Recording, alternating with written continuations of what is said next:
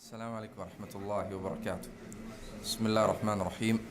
الحمد لله رب العالمين وأشهد أن لا إله إلا الله وحده لا شريك له أشهد أن محمدا عبده ورسوله صلى الله وسلم وبارك عليه وعلى آله وأصحابه أجمعين أما بعد.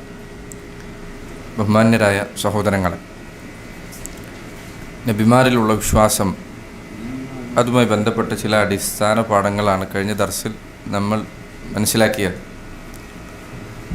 നബിമാരിൽ ഏറ്റവും ശ്രേഷ്ഠനായ സയ്യിദ് വലദി ആദം സന്തതികളുടെ നേതാവായ ഖാതമുൽ അംബിയ, നബിമാരിൽ അവസാനത്തെ ആളായ മുഹമ്മദ് ബിൻ അബ്ദുല്ലാ സ്വലവാത്തുല്ലാഹി വസലാമുഹു വബറകാതുഹു അലൈഹി, നമ്മുടെ റസൂലായ മുഹമ്മദുൻ സല്ലല്ലാഹു അലൈഹി വസല്ലം, അവിടുത്തെ നബിയായി അംഗീകരിക്കുന്ന സന്ദർഭത്തിൽ അവിടുത്തെ റസൂലായി വിശ്വസിക്കുന്ന ഒരാൾ അയാൾ മനസ്സിലാക്കേണ്ട ചില പ്രധാനപ്പെട്ട അടിത്തറകളെക്കുറിച്ചാണ് ഇൻഷാ അല്ലാഹ് ഇന്ന് വിവരിക്കാനുള്ളത്. അള്ളാഹുവിൻ്റെ റസൂൽ സല്ലല്ലാഹു അലൈഹി വസല്ലമിൽ വിശ്വസിക്കുക എന്നത് ഒരാൾ മുസ്ലിമാകാനുള്ള ഒന്നാമത്തെ കടമ്പയാണ്. ഒരാൾക്ക് ഇസ്ലാമിലേക്ക് പ്രവേശിക്കണമെങ്കിൽ അയാൾ അഷ്ഹദു അല്ലാ ഇലാഹ ഇല്ലല്ലാഹ് എന്ന് പറഞ്ഞതുകൊണ്ട് മാത്രം കാര്യമില്ല, മറിച്ച് അതോടൊപ്പം അഷ്ഹദു അന്ന മുഹമ്മദൻ റസൂലുള്ളാഹ് എന്ന് അയാൾ പറയൽ നിർബന്ധമാണ്. അത് പറഞ്ഞിട്ടില്ലെങ്കിൽ അവൻ മുസ്ലിമല്ല. അവൻ എല്ലാ സൽക്കർമ്മങ്ങൾ പ്രവർത്തിക്കുകയും എല്ലാ തിന്മകളിൽ നിന്ന് വിട്ടുനിൽക്കുകയും ചെയ്തു. പക്ഷേ നബി സല്ലല്ലാഹു അലൈഹി വസല്ലമയുടെ റിസാലത്ത് അംഗീകരിച്ചിട്ടില്ലെങ്കിൽ അവൻ കാഫിറാണ്, അവൻ ശാശ്വതനായ നരകത്തിന് അർഹതയുള്ളവനാണ്. അതുകൊണ്ടാണ് ലാ ഇലാഹ ഇല്ലല്ലാഹ് എന്നതിൻ്റെ ഖരീനത്താണ്, അതിൻ്റെ മറുപകുതിയാണ് മുഹമ്മദുൻ റസൂലുള്ളാഹ് എന്നത്. ചില ഉലമാക്കൾ പറഞ്ഞു, ഹദീസുകളിൽ ലാ ഇലാഹ ഇല്ലല്ലാഹ് എന്ന കാര്യം ഒറ്റക്കു പറയപ്പെട്ടാൽ അതിനോടൊപ്പം മുഹമ്മദുൻ റസൂലുള്ളാഹ് എന്നതുകൂടി ഉദ്ദേശിക്കുന്നുണ്ട്. അതവിടെ നേർക്കുനേരെ പറഞ്ഞിട്ടില്ലെങ്കിൽ പോലും. ഉദാഹരണത്തിന്, മൻ കാന ആഖിറു കലാമിഹി ലാ ഇലാഹ ഇല്ലല്ലാഹ് ദഖലൽ ജന്ന. ചില ആളുകൾ പറഞ്ഞു അവിടെ ഉദ്ദേശം കേവലം ലാ ഇലാഹ ഇല്ലല്ലാഹ് എന്നത് മാത്രമല്ല, മറിച്ച് അതിനോടൊപ്പം മുഹമ്മദുൻ റസൂലുള്ളാഹ് എന്നതിൽ കൂടി അവൻ വിശ്വസിച്ചാൽ മാത്രമേ, അതിൽ കൂടി അവന് വിശ്വാസമുണ്ടെങ്കിൽ മാത്രമേ അള്ളാഹുവിൻ്റെ അടുക്കൽ അത് സ്വീകരിക്കപ്പെടുകയുള്ളൂ.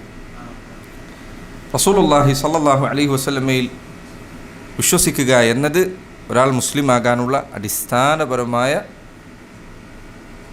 വിശ്വാസമാണ്. അള്ളാഹുവിൻ്റെ റസൂൽ സ്വല്ലല്ലാഹു അലൈഹി വസല്ലം അള്ളാഹുവിൻ്റെ ദൂതനാണ് എന്നതിനുള്ള തെളിവുകൾ എന്താണ്? ഒന്നാമത്തെ കാര്യം അതാണ്. ഈ കാലഘട്ടത്തിൽ പ്രത്യേകിച്ചും നമ്മൾ ആവർത്തിച്ചു പഠിക്കുകയും മനസ്സിലാക്കുകയും ചെയ്യേണ്ട കാര്യമാണത്. അള്ളാഹു സുബ്ഹാനഹു വ തആല, ആകാശഭൂമികളെ പടച്ച റബ്ബ്, നമ്മിലേക്ക് നിയോഗിച്ച ദൂതനാണ് മുഹമ്മദുൻ സല്ലല്ലാഹു അലൈഹി വസല്ലം എന്നതിനുള്ള തെളിവുകൾ എന്താണ്? ഈ വിഷയത്തിൽ പഴയ കാലഘട്ടം മുതലേ പണ്ഡിതന്മാർക്ക് വലിയ വലിയ ഗ്രന്ഥങ്ങളുണ്ട്. ദലായിലുൻ നുബുവ എന്ന പേരിൽ എഴുതപ്പെട്ട പല ഗ്രന്ഥങ്ങളും മുഹമ്മദുൻ സല്ലല്ലാഹു അലൈഹി വസല്ലം അള്ളാഹുവിൻ്റെ നബിയാണ് എന്നതിനുള്ള തെളിവുകൾ വിവരിക്കാൻ വേണ്ടി മാത്രം എഴുതപ്പെട്ടതാണ്. വളരെ പഴയ കാലഘട്ടം മുതലേ ഈ വിഷയത്തിൽ ഗ്രന്ഥങ്ങളുണ്ട്. ചില ഉലമാക്കൾ പറഞ്ഞു, നബി സല്ലല്ലാഹു അലൈഹി വസല്ലം അള്ളാഹുവിൻ്റെ റസൂലാണ് എന്നതിനുള്ള തെളിവുകൾ 1000 കവിയുന്നതാണ്. പ്രധാനപ്പെട്ട 5 തെളിവുകൾ, ഈ 5 തെളിവുകൾ 5 ഭാഗങ്ങളാണ്. അതിന് കീഴിൽ ധാരാളം തെളിവുകളുണ്ട്. പ്രധാനപ്പെട്ട 5 തെളിവുകൾ ചില ഉലമാക്കൾ അവരുടെ കിതാബുകൾ കൊടുത്തതായി കാണാം. അത് മാത്രം ഇൻഷാ അല്ലാഹ് വിവരിച്ചു പോവുകയാണ്.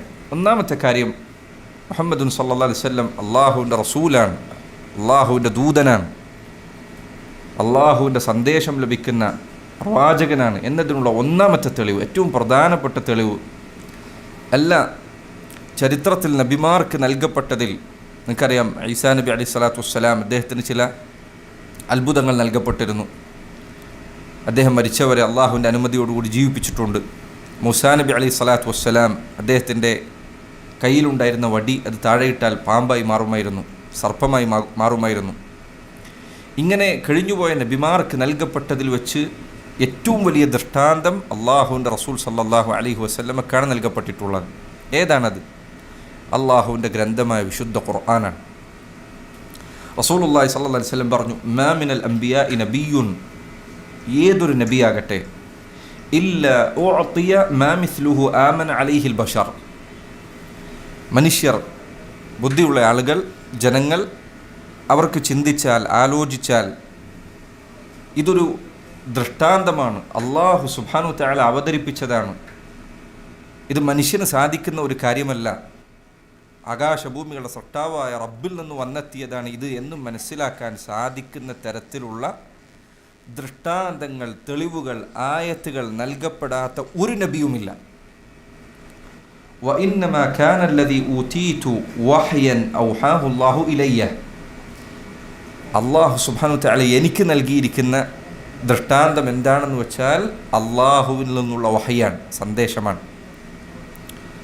ഫഅർജു അൻ അകൂന അക്സറഹും താബിഅൻ യൗമൽ ഖിയാമഹ, അതുകൊണ്ട് അന്ത്യനാളിൽ നബിമാരിൽ വെച്ച് ഏറ്റവും അധികം അനുയായികൾ എനിക്കായിരിക്കും ഉണ്ടാകുക എന്ന് ഞാൻ പ്രതീക്ഷിക്കുന്നു. കാരണം ഏറ്റവും വലിയ ദൃഷ്ടാന്തം നബി സല്ലല്ലാഹു അലൈഹി വസല്ലമക്കാണ് നൽകപ്പെട്ടത്.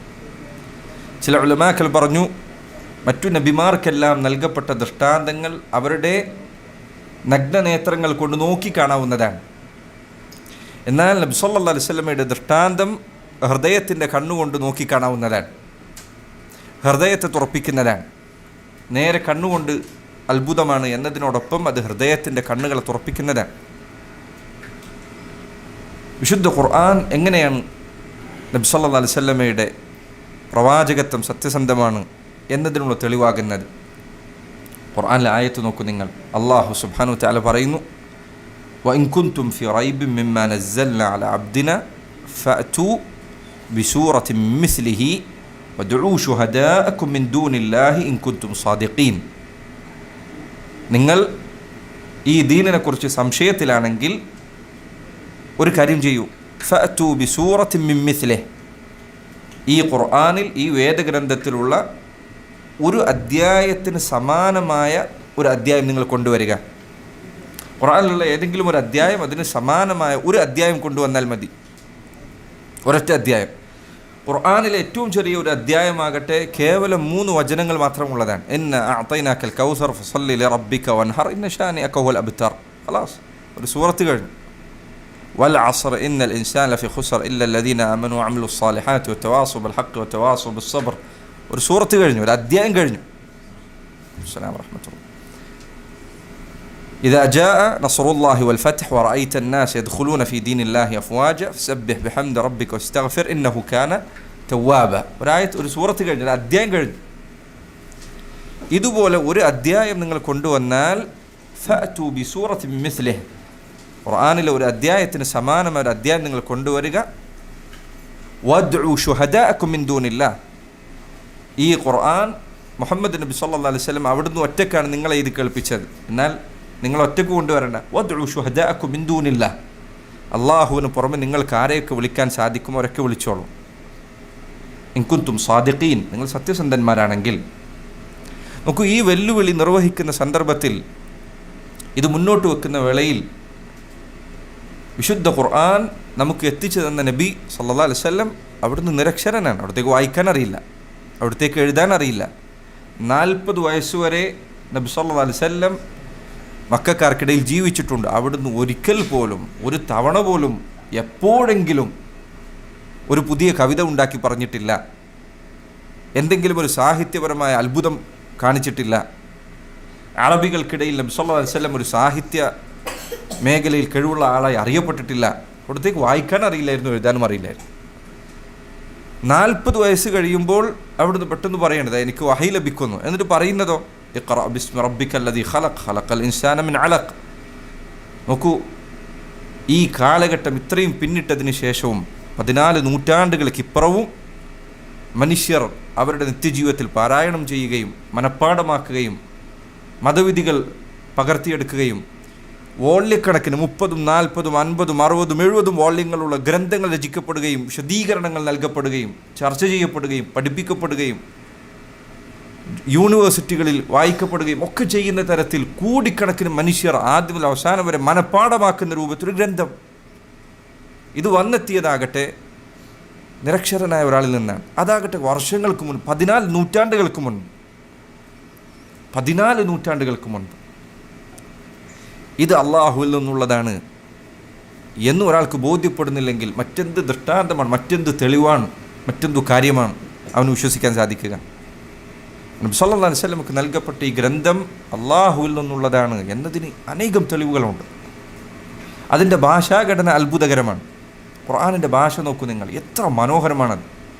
നിങ്ങൾ ഖുർആൻ കേട്ടു നോക്കൂ. ഒരു മുസ്ലിം അല്ലാത്ത ഒരാളാകട്ടെ, ഒരു അറബി അറിയാത്ത ഒരാളാകട്ടെ, ഖുർആനിൽ ഏതെങ്കിലും ഒരു സൂറത്ത് നിങ്ങൾ എടുക്കുക, എന്നിട്ട് നിങ്ങൾ ഇൻ്റർനെറ്റിൽ നിങ്ങൾക്ക് സെർച്ച് ചെയ്യാൻ പറ്റുന്ന ഒരു സൂറത്ത് നോക്കുക.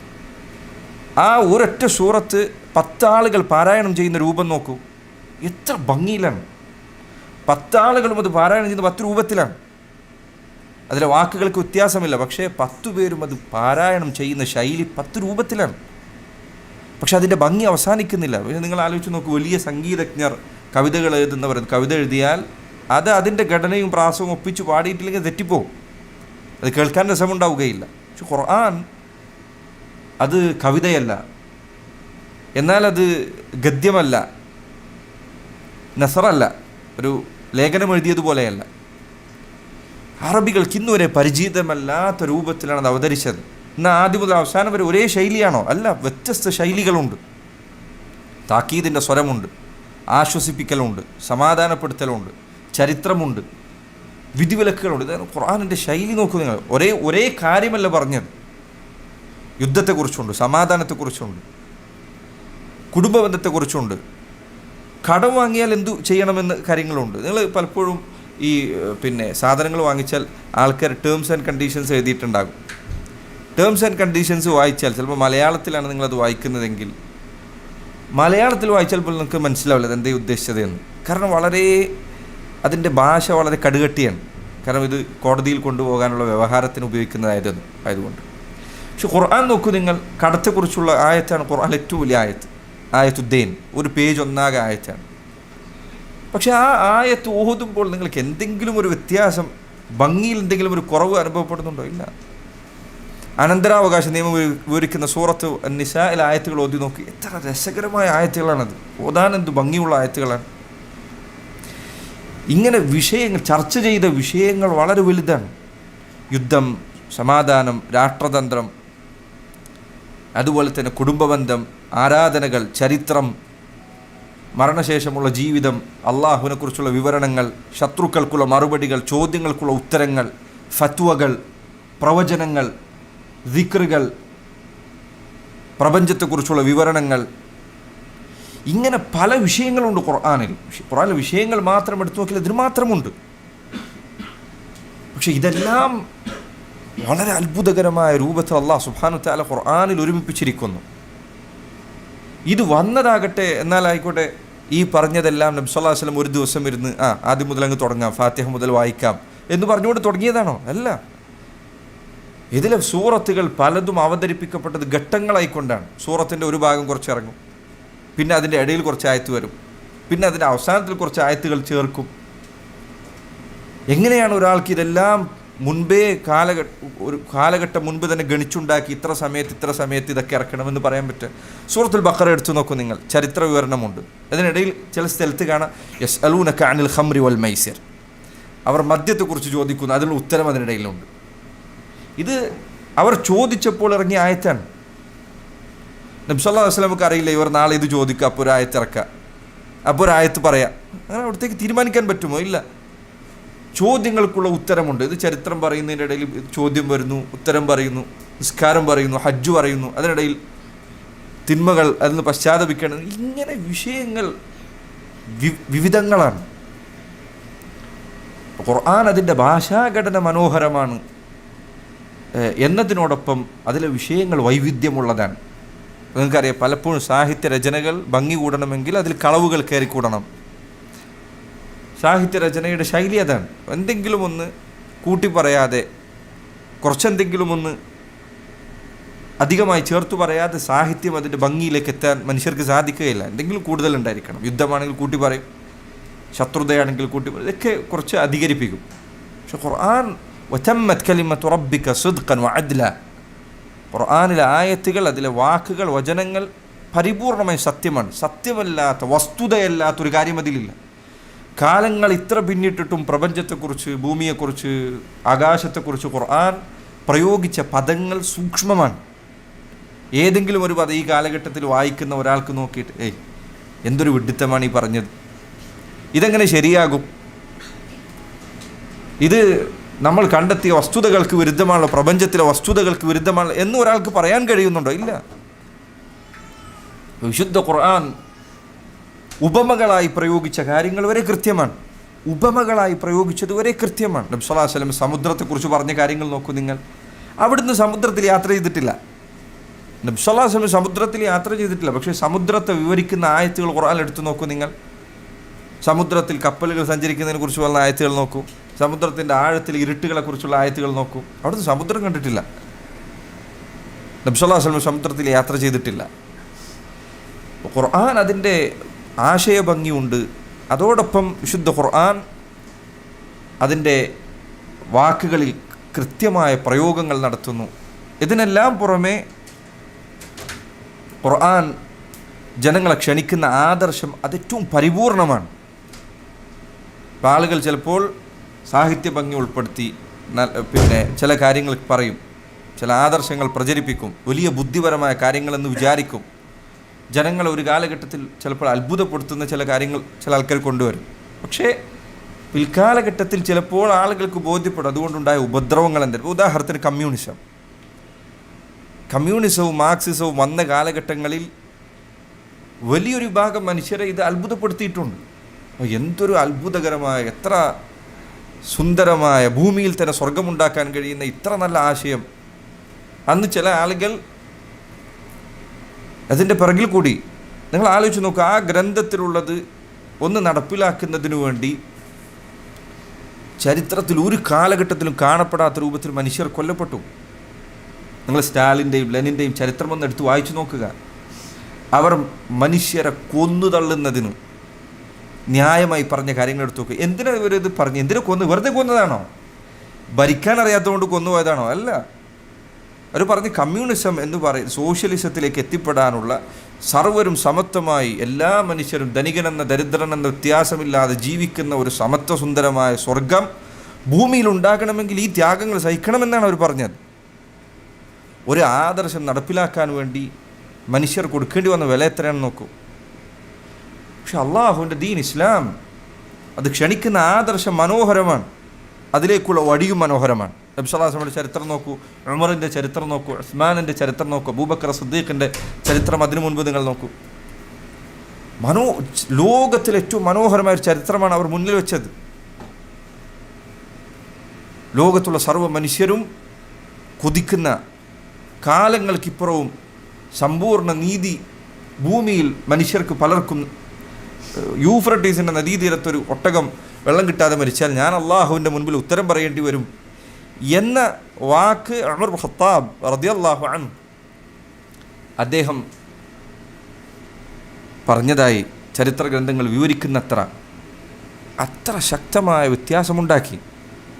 ഖുർആൻ എല്ലാ അർത്ഥത്തിലും നബി സല്ലല്ലാഹു അലൈഹി വസല്ലം അവിടുന്ന് നബിയാണ് എന്നതിനുള്ള തെളിവാണ്. ഒരാൾക്കത് വായിച്ചാൽ ബോധ്യപ്പെടാതിരിക്കുകയില്ല. അതുകൊണ്ട് അള്ളാഹു പറഞ്ഞത് അവലം യക്ഫിഹിം അന്ന അൻസൽന അലൈക്കൽ കിതാബ യുത്ല അലൈഹിം. അള്ളാഹു ചോദിക്കണം, അവലം യക്ഫിഹിം, അവർക്ക് മതിയാകുന്നില്ലേ? തെളിവായി അവർക്ക് മതിയാകുന്നില്ലേ? ഇസ്ലാം ശരിയാണെന്ന് ബോധ്യപ്പെടാൻ അവർക്ക് മതിയായതല്ലേ? അവലം യക്ഫിഹിം അന്ന അൻസൽന അലൈക്കൽ കിതാബ്, നബി അങ്ങേക്ക് നാം ഈ ഖുർആൻ അവതരിപ്പിച്ചു തന്നു എന്നത് പോരെ? അവർക്ക് തെളിവായി വിശ്വസിക്കാനുള്ള മതിയായ ദൃഷ്ടാന്തം അവർക്ക് ഇത് മതിയാകുന്നതല്ലേ? ഒന്നാമത്തെ തെളിവതാണ്. രണ്ടാമത്തെ കാര്യം നബി സല്ലല്ലാഹു അലൈഹി വസല്ലം പ്രവചിച്ച കാര്യങ്ങൾ, അവിടുന്ന് ഭാവി പ്രവചിച്ചു എന്നത്. അല്ലെങ്കിൽ കൂടുതൽ കൃത്യമായ പ്രയോഗം അള്ളാഹു സുബ്ഹാനഹു വ തആല അവിടത്തേക്ക് അറിയിച്ച രൂപത്തിൽ അവിടുന്ന് ഭാവിയെക്കുറിച്ച് പറഞ്ഞു തന്ന കാര്യങ്ങൾ അവിടുന്ന് പ്രവചിച്ചതല്ല, മറിച്ച് അള്ളാഹുവിൻ്റെ വഹയ് പ്രകാരം നബി സല്ലല്ലാഹു അലൈഹി വസല്ലം ഭാവിയിൽ സംഭവിക്കുമെന്ന് അറിയിച്ച കാര്യങ്ങൾ. അത് അള്ളാഹുവിൻ്റെ റസൂൽ സല്ലല്ലാഹു അലൈഹി വസല്ലം നബിയാണ് എന്നതിനുള്ള തെളിവാണ്. അതിൽ ചിലത് നോക്കൂ നിങ്ങൾ, ഉലമാക്കൾ ചില പറഞ്ഞതായി കാണാം. അള്ളാഹുവിൻ്റെ റസൂൽ സല്ലല്ലാഹു അലൈഹി വസല്ലം ചില കാര്യങ്ങൾ ഭാവിയിൽ സംഭവിക്കുമെന്ന് പ്രവചിച്ചു എന്നത് തന്നെ അവിടുന്ന് നബിയാണ് എന്നതിനുള്ള തെളിവാണ്. അങ്ങനെ പറഞ്ഞു എന്നുള്ളത് തന്നെ. ഉദാഹരണത്തിന് റോമയും പേർഷ്യയും തമ്മിലുണ്ടായ യുദ്ധം നബി സല്ലല്ലാഹു അലൈഹി വസല്ലം ജീവിച്ചിരിക്കുന്ന കാലഘട്ടത്തിലാണ് സംഭവിക്കുന്നത്. പേർഷ്യ എന്ന റോമിനെ, ക്രൈസ്തവരെ ഇനി ഒരിക്കൽ എഴുന്നേറ്റ് വരാൻ സാധിക്കില്ലെന്ന രൂപത്തിൽ തകർത്ത് കളഞ്ഞു, യുദ്ധത്തിൽ പരാജയപ്പെടുത്തി കളഞ്ഞു. അന്ന് ജനങ്ങൾ വിചാരിച്ചില്ല ഇനി റോമക്കൊരു തിരിച്ചുവരവ് അടുത്ത കാലങ്ങളിൽ ഒന്നും ഉണ്ടാകുമെന്ന് അവർ വിചാരിച്ചില്ല. അല്ലാഹുവിൻ്റെ റസൂൽ സല്ലല്ലാഹു അലൈഹി വസല്ലം ഖുർആനിലൂടെ അറിയിക്കുകയാണ്, ഗുലിബത്തിർ റൂം ഫീ അദ്നൽ അർദ് വഹും മിൻ ബഅദി ഗലബിഹിം സയഗ്ലിബൂൻ. അവിടുന്ന് പറയണം, ഇതാ റോമ, ഖുർആനിലെ ആയത്തായി അള്ളാഹുവിൻ്റെ വചനം കേൾപ്പിക്കാൻ, റോമ പരാജയപ്പെട്ടിരിക്കുന്നു, എന്നാൽ അവർ ഫി ബിദ്ഇ സിനീൻ, ബിദ്ഇ എന്ന വാക്ക് അറബിയിൽ 9 താഴെയുള്ള 3-നും 9-നും ഇടയിലുള്ള എണ്ണത്തിന് പറയുന്നതാണ്. ഫി ബിദ്ഇ സിനീൻ, ചില്ലറ വർഷങ്ങൾക്കുള്ളിൽ അവർ വിജയിക്കുന്നതാണ്, അവർ പേർഷ്യക്കാരെ പരാജയപ്പെടുത്തുന്നതാണ്. റസൂലുള്ളാഹി സ്വല്ലല്ലാഹു അലൈഹി വസല്ലം അത് പറഞ്ഞു എന്നത് തന്നെ അവിടുത്തെ നബിയാണെന്ന് തെളിവാണ്. കാരണം ആലോചിച്ച് നോക്കി, ഇത്രയും വർഷത്തിനുള്ളിൽ സംഭവിച്ചിട്ടില്ലെങ്കിൽ ഇത്രയും വിശ്വസിച്ച ആൾക്കാരെല്ലാം അവരെല്ലാം ഉപേക്ഷിച്ചു പോകും. നബി സല്ലല്ലാഹു അലൈഹി വസല്ലം, അതുകൊണ്ടാണ് ഉലമാക്കൾ, ഷെയ്ഖ് സാലിഹ് ഹിന്ദി അദ്ദേഹത്തിൻ്റെ ദർശയിൽ പലപ്പോഴും പറയാറുള്ള കാര്യങ്ങളൊന്ന്, ഇത് നബി സല്ലല്ലാഹു അലൈഹി വസല്ലം പറഞ്ഞു എന്നത് തന്നെ അവിടുന്ന് റസൂലാണെന്ന് തെളിവാണ്. കാരണം ഒരാൾ താൻ കള്ളനാണ് എന്ന് വ്യക്തമായി ജനങ്ങൾക്ക് ബോധ്യപ്പെടാവുന്ന രൂപത്തിലൊരു കാര്യം പറഞ്ഞു വെക്കില്ല, അവിടത്തേക്ക് അത് ഉറപ്പില്ലാതെ. അള്ളാഹു ഖുർആനിൽ ആ അറിയിച്ചത് പ്രകാരം തന്നെ കുറച്ചു കാലം കഴിഞ്ഞപ്പോൾ സംഭവിച്ചു. നോക്കൂ, സൂറത്തു അൽ മസദ്, തബ്ബത് യദ അബീ ലഹബ് വതബ് മാ അഗ്ന അൻഹു മാലുഹു വമാ കസബ് എന്ന് തുടങ്ങുന്ന സൂറത്ത്. അബൂ ലഹബ്, തബ്ബത് യദ അബീ ലഹബ്, അബൂ ലഹബിൻ്റെ കൈകൾ നശിച്ചിരിക്കുന്നു, അല്ലെങ്കിൽ നശിക്കട്ടെ. ഈ സൂറത്ത് അവതരിക്കുന്ന എവിടെ വെച്ചാൽ മക്കയിൽ വെച്ച് അവതരിച്ച സൂറത്താണത്. അബൂ ലഹബ് മരിക്കുന്നത് ബദ്ർ യുദ്ധം കഴിഞ്ഞതിന് ശേഷമാണ്. നബി സല്ലല്ലാഹു അലൈഹി വസല്ലം മദീനയിലേക്ക് ഹിജ്റ പോയി, ബദ്ർ യുദ്ധം നടന്നതിന് ശേഷമാണ് അബൂ ലഹബ് മരിക്കുന്നത്. ഈ വർഷം അത്രയും സൂറത്തുൽ മസദ് അവിടെ ഉണ്ട്.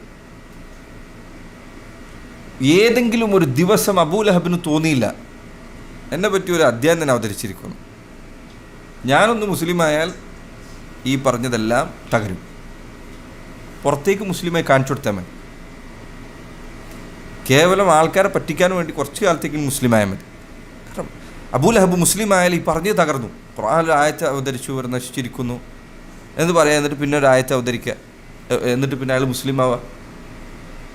അബൂ ലഹബ് ഒരിക്കൽ പോലും അങ്ങനെ ചിന്തിച്ചില്ല എന്നത് മാത്രമല്ല, അയാൾ അങ്ങേയറ്റം നശിച്ച രൂപത്തിലാണ് പിന്നീട് മരിക്കുന്നത്. അബൂ ലഹബിൻ്റെ ചരിത്രം വായിച്ചാൽ നിങ്ങൾക്കറിയാം, ഇയാളെ കൊണ്ടുപോയിട്ട് അവസാനം ഇയാൾ ചീഞ്ഞളിഞ്ഞ് കുഴിച്ചിട്ടാൽ പുറത്തു വരുന്ന രൂപത്തിലായി. അവസാനം വിദൂര പ്രദേശത്ത് കൊണ്ടുപോയി വലിച്ചെറിയാണ് ചെയ്തത്. അത്രയും നാശം പിടിച്ച മരണമാണ് അബൂ ലഹബിന് ഉണ്ടായത്. ഖുർആനിൽ അള്ളാഹുവിൻ്റെ റസൂൽ സല്ലല്ലാഹു അലൈഹി വസല്ലം ഇത് അറിയിച്ചു എന്നത് തന്നെ, അള്ളാഹുവിൻ്റെ വചനമായി അറിയിച്ചു എന്നത് തന്നെ ഇത് തെളിവാണ്. ഇനി നബി സല്ലല്ലാഹു അലൈഹി വസല്ലം അന്ത്യനാളിൻ്റെ അടയാളങ്ങളായി പറഞ്ഞ കാര്യങ്ങൾ നോക്കൂ നിങ്ങൾ. ഹദീസുകൾ അത്ഭുതങ്ങളാണ്. ഉദാഹരണത്തിന് ഇമാം അഹ്മദ് ധരിച്ച ഹദീസിൽ കാണാം, നബി സല്ലല്ലാഹു അലൈഹി വസല്ലം പറഞ്ഞു, യജീഉ ദജ്ജാൽ ഫയസ്അദു ഉഹുദ, ദജ്ജാൽ വരികയും മദീനയുടെ അതിലുള്ള ഉഹുദിൻ്റെ മുകളിൽ കയറി നിൽക്കുകയും ചെയ്യും. ഫയൻദുറു ഇലൽ മദീന, എന്നിട്ട് മദീനയിലേക്ക് നോക്കുന്നതാണ്. ഫയഖൂലു ലി അസ്ഹാബിഹി അതറൗന ഹാദൽ ഖസ്റൽ അബിയദ്, അവൻ തൻ്റെ ഒപ്പമുള്ളവരോട് പറയും, നിങ്ങൾ കാണുന്നുണ്ടോ ഈ വെള്ള കൊട്ടാരം?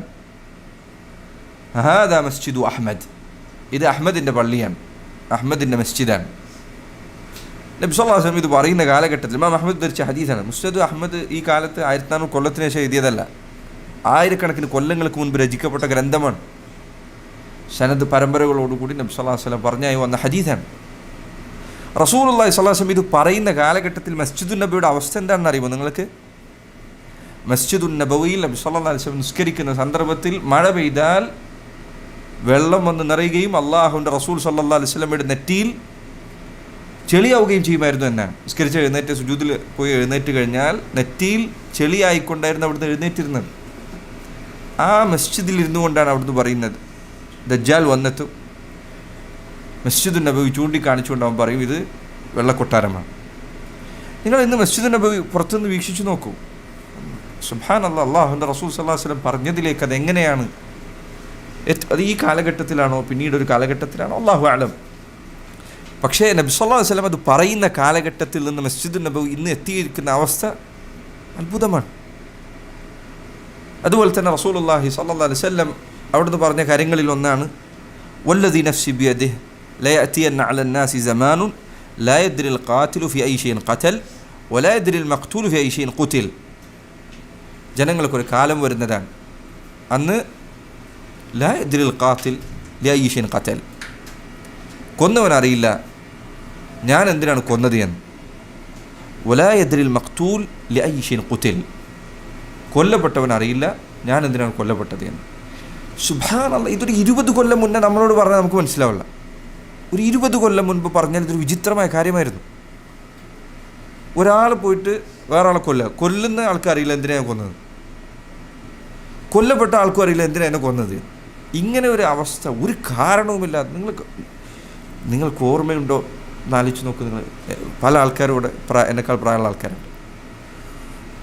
പത്രങ്ങളിൽ ഒരു 20 വർഷങ്ങൾക്ക് മുൻപ് ഒരു 5 ആളുകളെ കൊന്നു എന്ന വാർത്ത എങ്ങനെയായിരുന്നു വന്നിരുന്നത്? എത്ര വലിയ കാര്യമായിട്ടായിരുന്നു നമ്മളത് വായിച്ചിരുന്നത്. ഒരു 5 ആൾ കൊല്ലപ്പെട്ടു, അല്ലെങ്കിൽ ഒരാളെ വധിച്ചു, ഒരാളെ കൊലപാതകമൊക്കെ എത്ര വലിയ കാര്യമായിരുന്നു, എത്ര വലിയ. എൻ്റെ വാപ്പ പറയുന്നത് എനിക്ക് ഓർമ്മയുണ്ട്.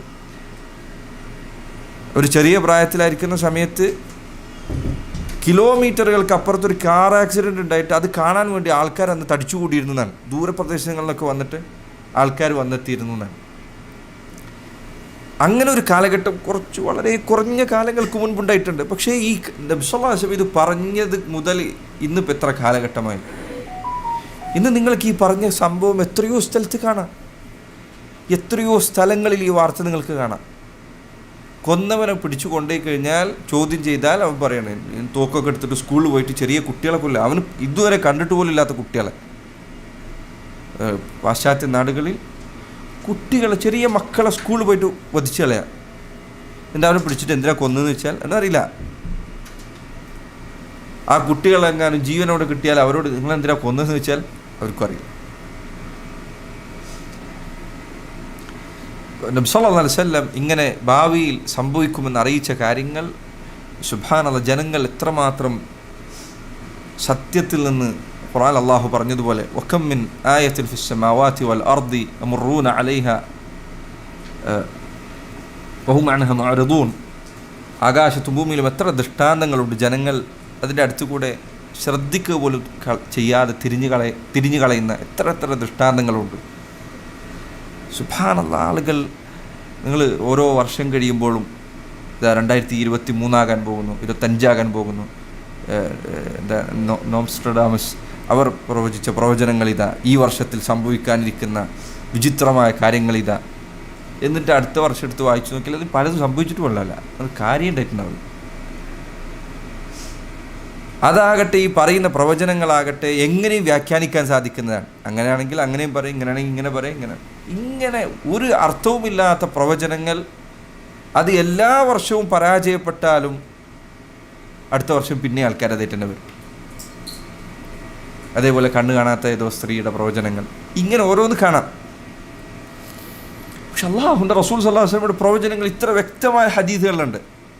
ആൾക്കാർ എന്തെങ്കിലും ഒരു ഗൗരവം അതിന് കൊടുക്കുന്നത് നിങ്ങൾ കാണുന്നുണ്ടോ?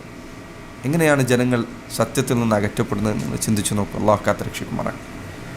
മൂന്നാമത്തേത്, നബി സല്ലല്ലാഹു അലൈഹി വസല്ലം അള്ളാഹുവിൻ്റെ റസൂലാണെന്നതിന് തെളിവുകളിൽപ്പെട്ടതാണ് അവിടുത്തെ ജീവിതം.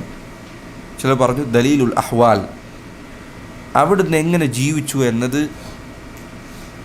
അവിടുത്തെ ജീവിതം എന്തായിരുന്നു എന്നത് അവിടുന്ന് നബിയാണ് എന്നതിനുള്ള തെളിവാണ്. നോക്കൂ, അള്ളാഹുവിൻ്റെ റസൂൽ സല്ലല്ലാഹു അലൈഹി വസല്ലം ജനിച്ചത് മക്കയിലാണ്. എന്താണ് മക്കയുടെ ആ കാലഘട്ടത്തിലെ അവസ്ഥ? അങ്ങേയറ്റം പരിതാപകരമാണ്.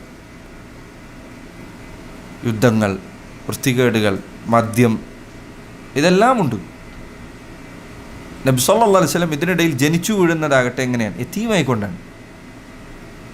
അവിടുന്ന് ജനിക്കുമ്പോൾ തന്നെ അവിടുത്തെ പിതാവ് മരണപ്പെട്ട് കഴിഞ്ഞിരിക്കുന്നു. അവിടത്തേക്ക് കുറച്ചു വയസ്സങ്ങ് നീങ്ങുമ്പോഴേക്ക് അവിടുത്തെ ഉമ്മയും മരണപ്പെട്ടു. പരിപൂർണമായ യുദ്ധം, അങ്ങേറ്റം സമ്പൂർണമായ അനാഥത്വം. ഇതിനിടയിലാണ് അവിടുന്ന് വളരുന്നത്. ആ വളർച്ചയിൽ നിന്ന് നബി സല്ലല്ലാഹു അലൈഹി വസല്ലം അവിടെ ജീവിച്ച 40 വയസ്സ് വരെയുള്ള ജീവിതം നോക്കൂ നിങ്ങൾ. അവിടുന്ന് ഒരിക്കൽ പോലും മദ്യപിച്ചില്ല. ഷിർക്ക് അങ്ങേയറ്റം നിറഞ്ഞു നിൽക്കുന്ന നാട്ടിൽ ഒരിക്കൽ പോലും അവിടുന്ന് ബഹുദൈവ ആരാധനയിൽ ഏർപ്പെട്ടില്ല.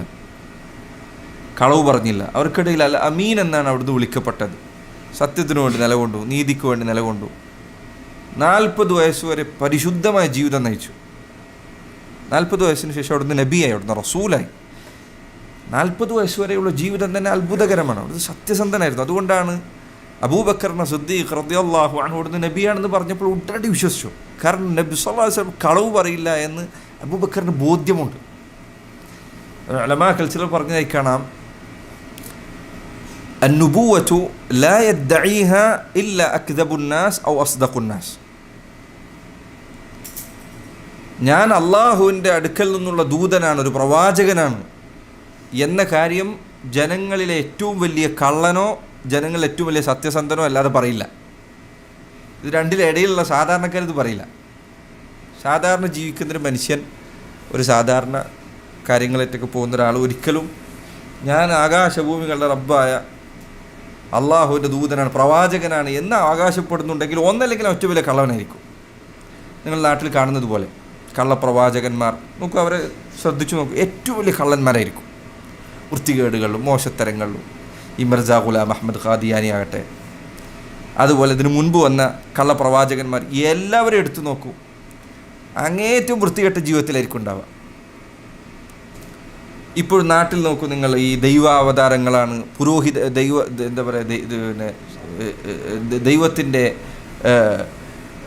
അടുത്തേക്ക് എത്തിക്കുന്ന ആൾക്കാരാണ് എന്ന് പറഞ്ഞ് നടക്കുന്ന പുരോഹിതന്മാർ, അല്ലെങ്കിൽ ഇത്തരം ഞങ്ങൾക്ക് ഭാവി അറിയാം എന്നൊക്കെ വാദിക്കുന്ന ആളുകൾ നോക്കൂ നിങ്ങൾ.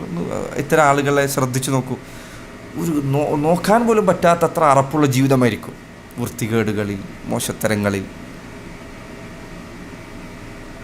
ഒന്നല്ലെങ്കിൽ ഇത് അവകാശപ്പെടുക ഏറ്റവും മോശക്കാരനായിരിക്കും, അല്ലെങ്കിൽ ഏറ്റവും സത്യസന്ധനായിരിക്കും. അതായത് ശരിയായ നബിമാരെ ഇത് പറയുള്ളൂ.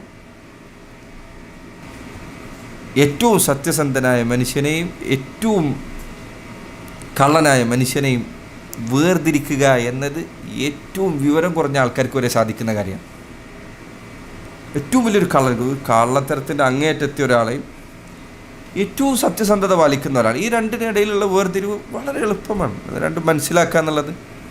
നബി സല്ലല്ലാഹു അലൈഹി വസല്ലമയുടെ ജീവിതം എടുത്തു നോക്കൂ നിങ്ങൾ. അവിടുന്ന് ഒരിക്കൽ പോലും കളവ് പറയുന്നില്ല. ഒരിക്കൽ പോലും കളവ് പറയുന്നില്ല.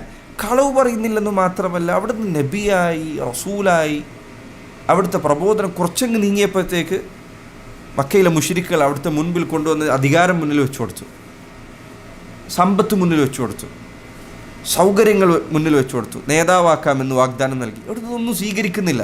എന്നിട്ടും പരീക്ഷണങ്ങൾ, പ്രയാസങ്ങൾ, അവസാനം സ്വന്തം നാട്ടിൽ നിന്ന് പലായനം ചെയ്യുന്നു, മദീനയിൽ പോകുന്നു. അവിടെയും പ്രയാസങ്ങൾ, ദുരിതങ്ങൾ നേരിടുന്നു. മദീനയിൽ യഹൂദർ, മുനാഫിക്കുകൾ ഇതൊക്കെ ഉണ്ടാകുന്നു. ബദ്ർ സംഭവിക്കുന്നു, ഉഹദ് സംഭവിക്കുന്നു. ഉറ്റവരായ ആളുകൾ മരിച്ചു വീഴുന്നു ചുറ്റുപാടും.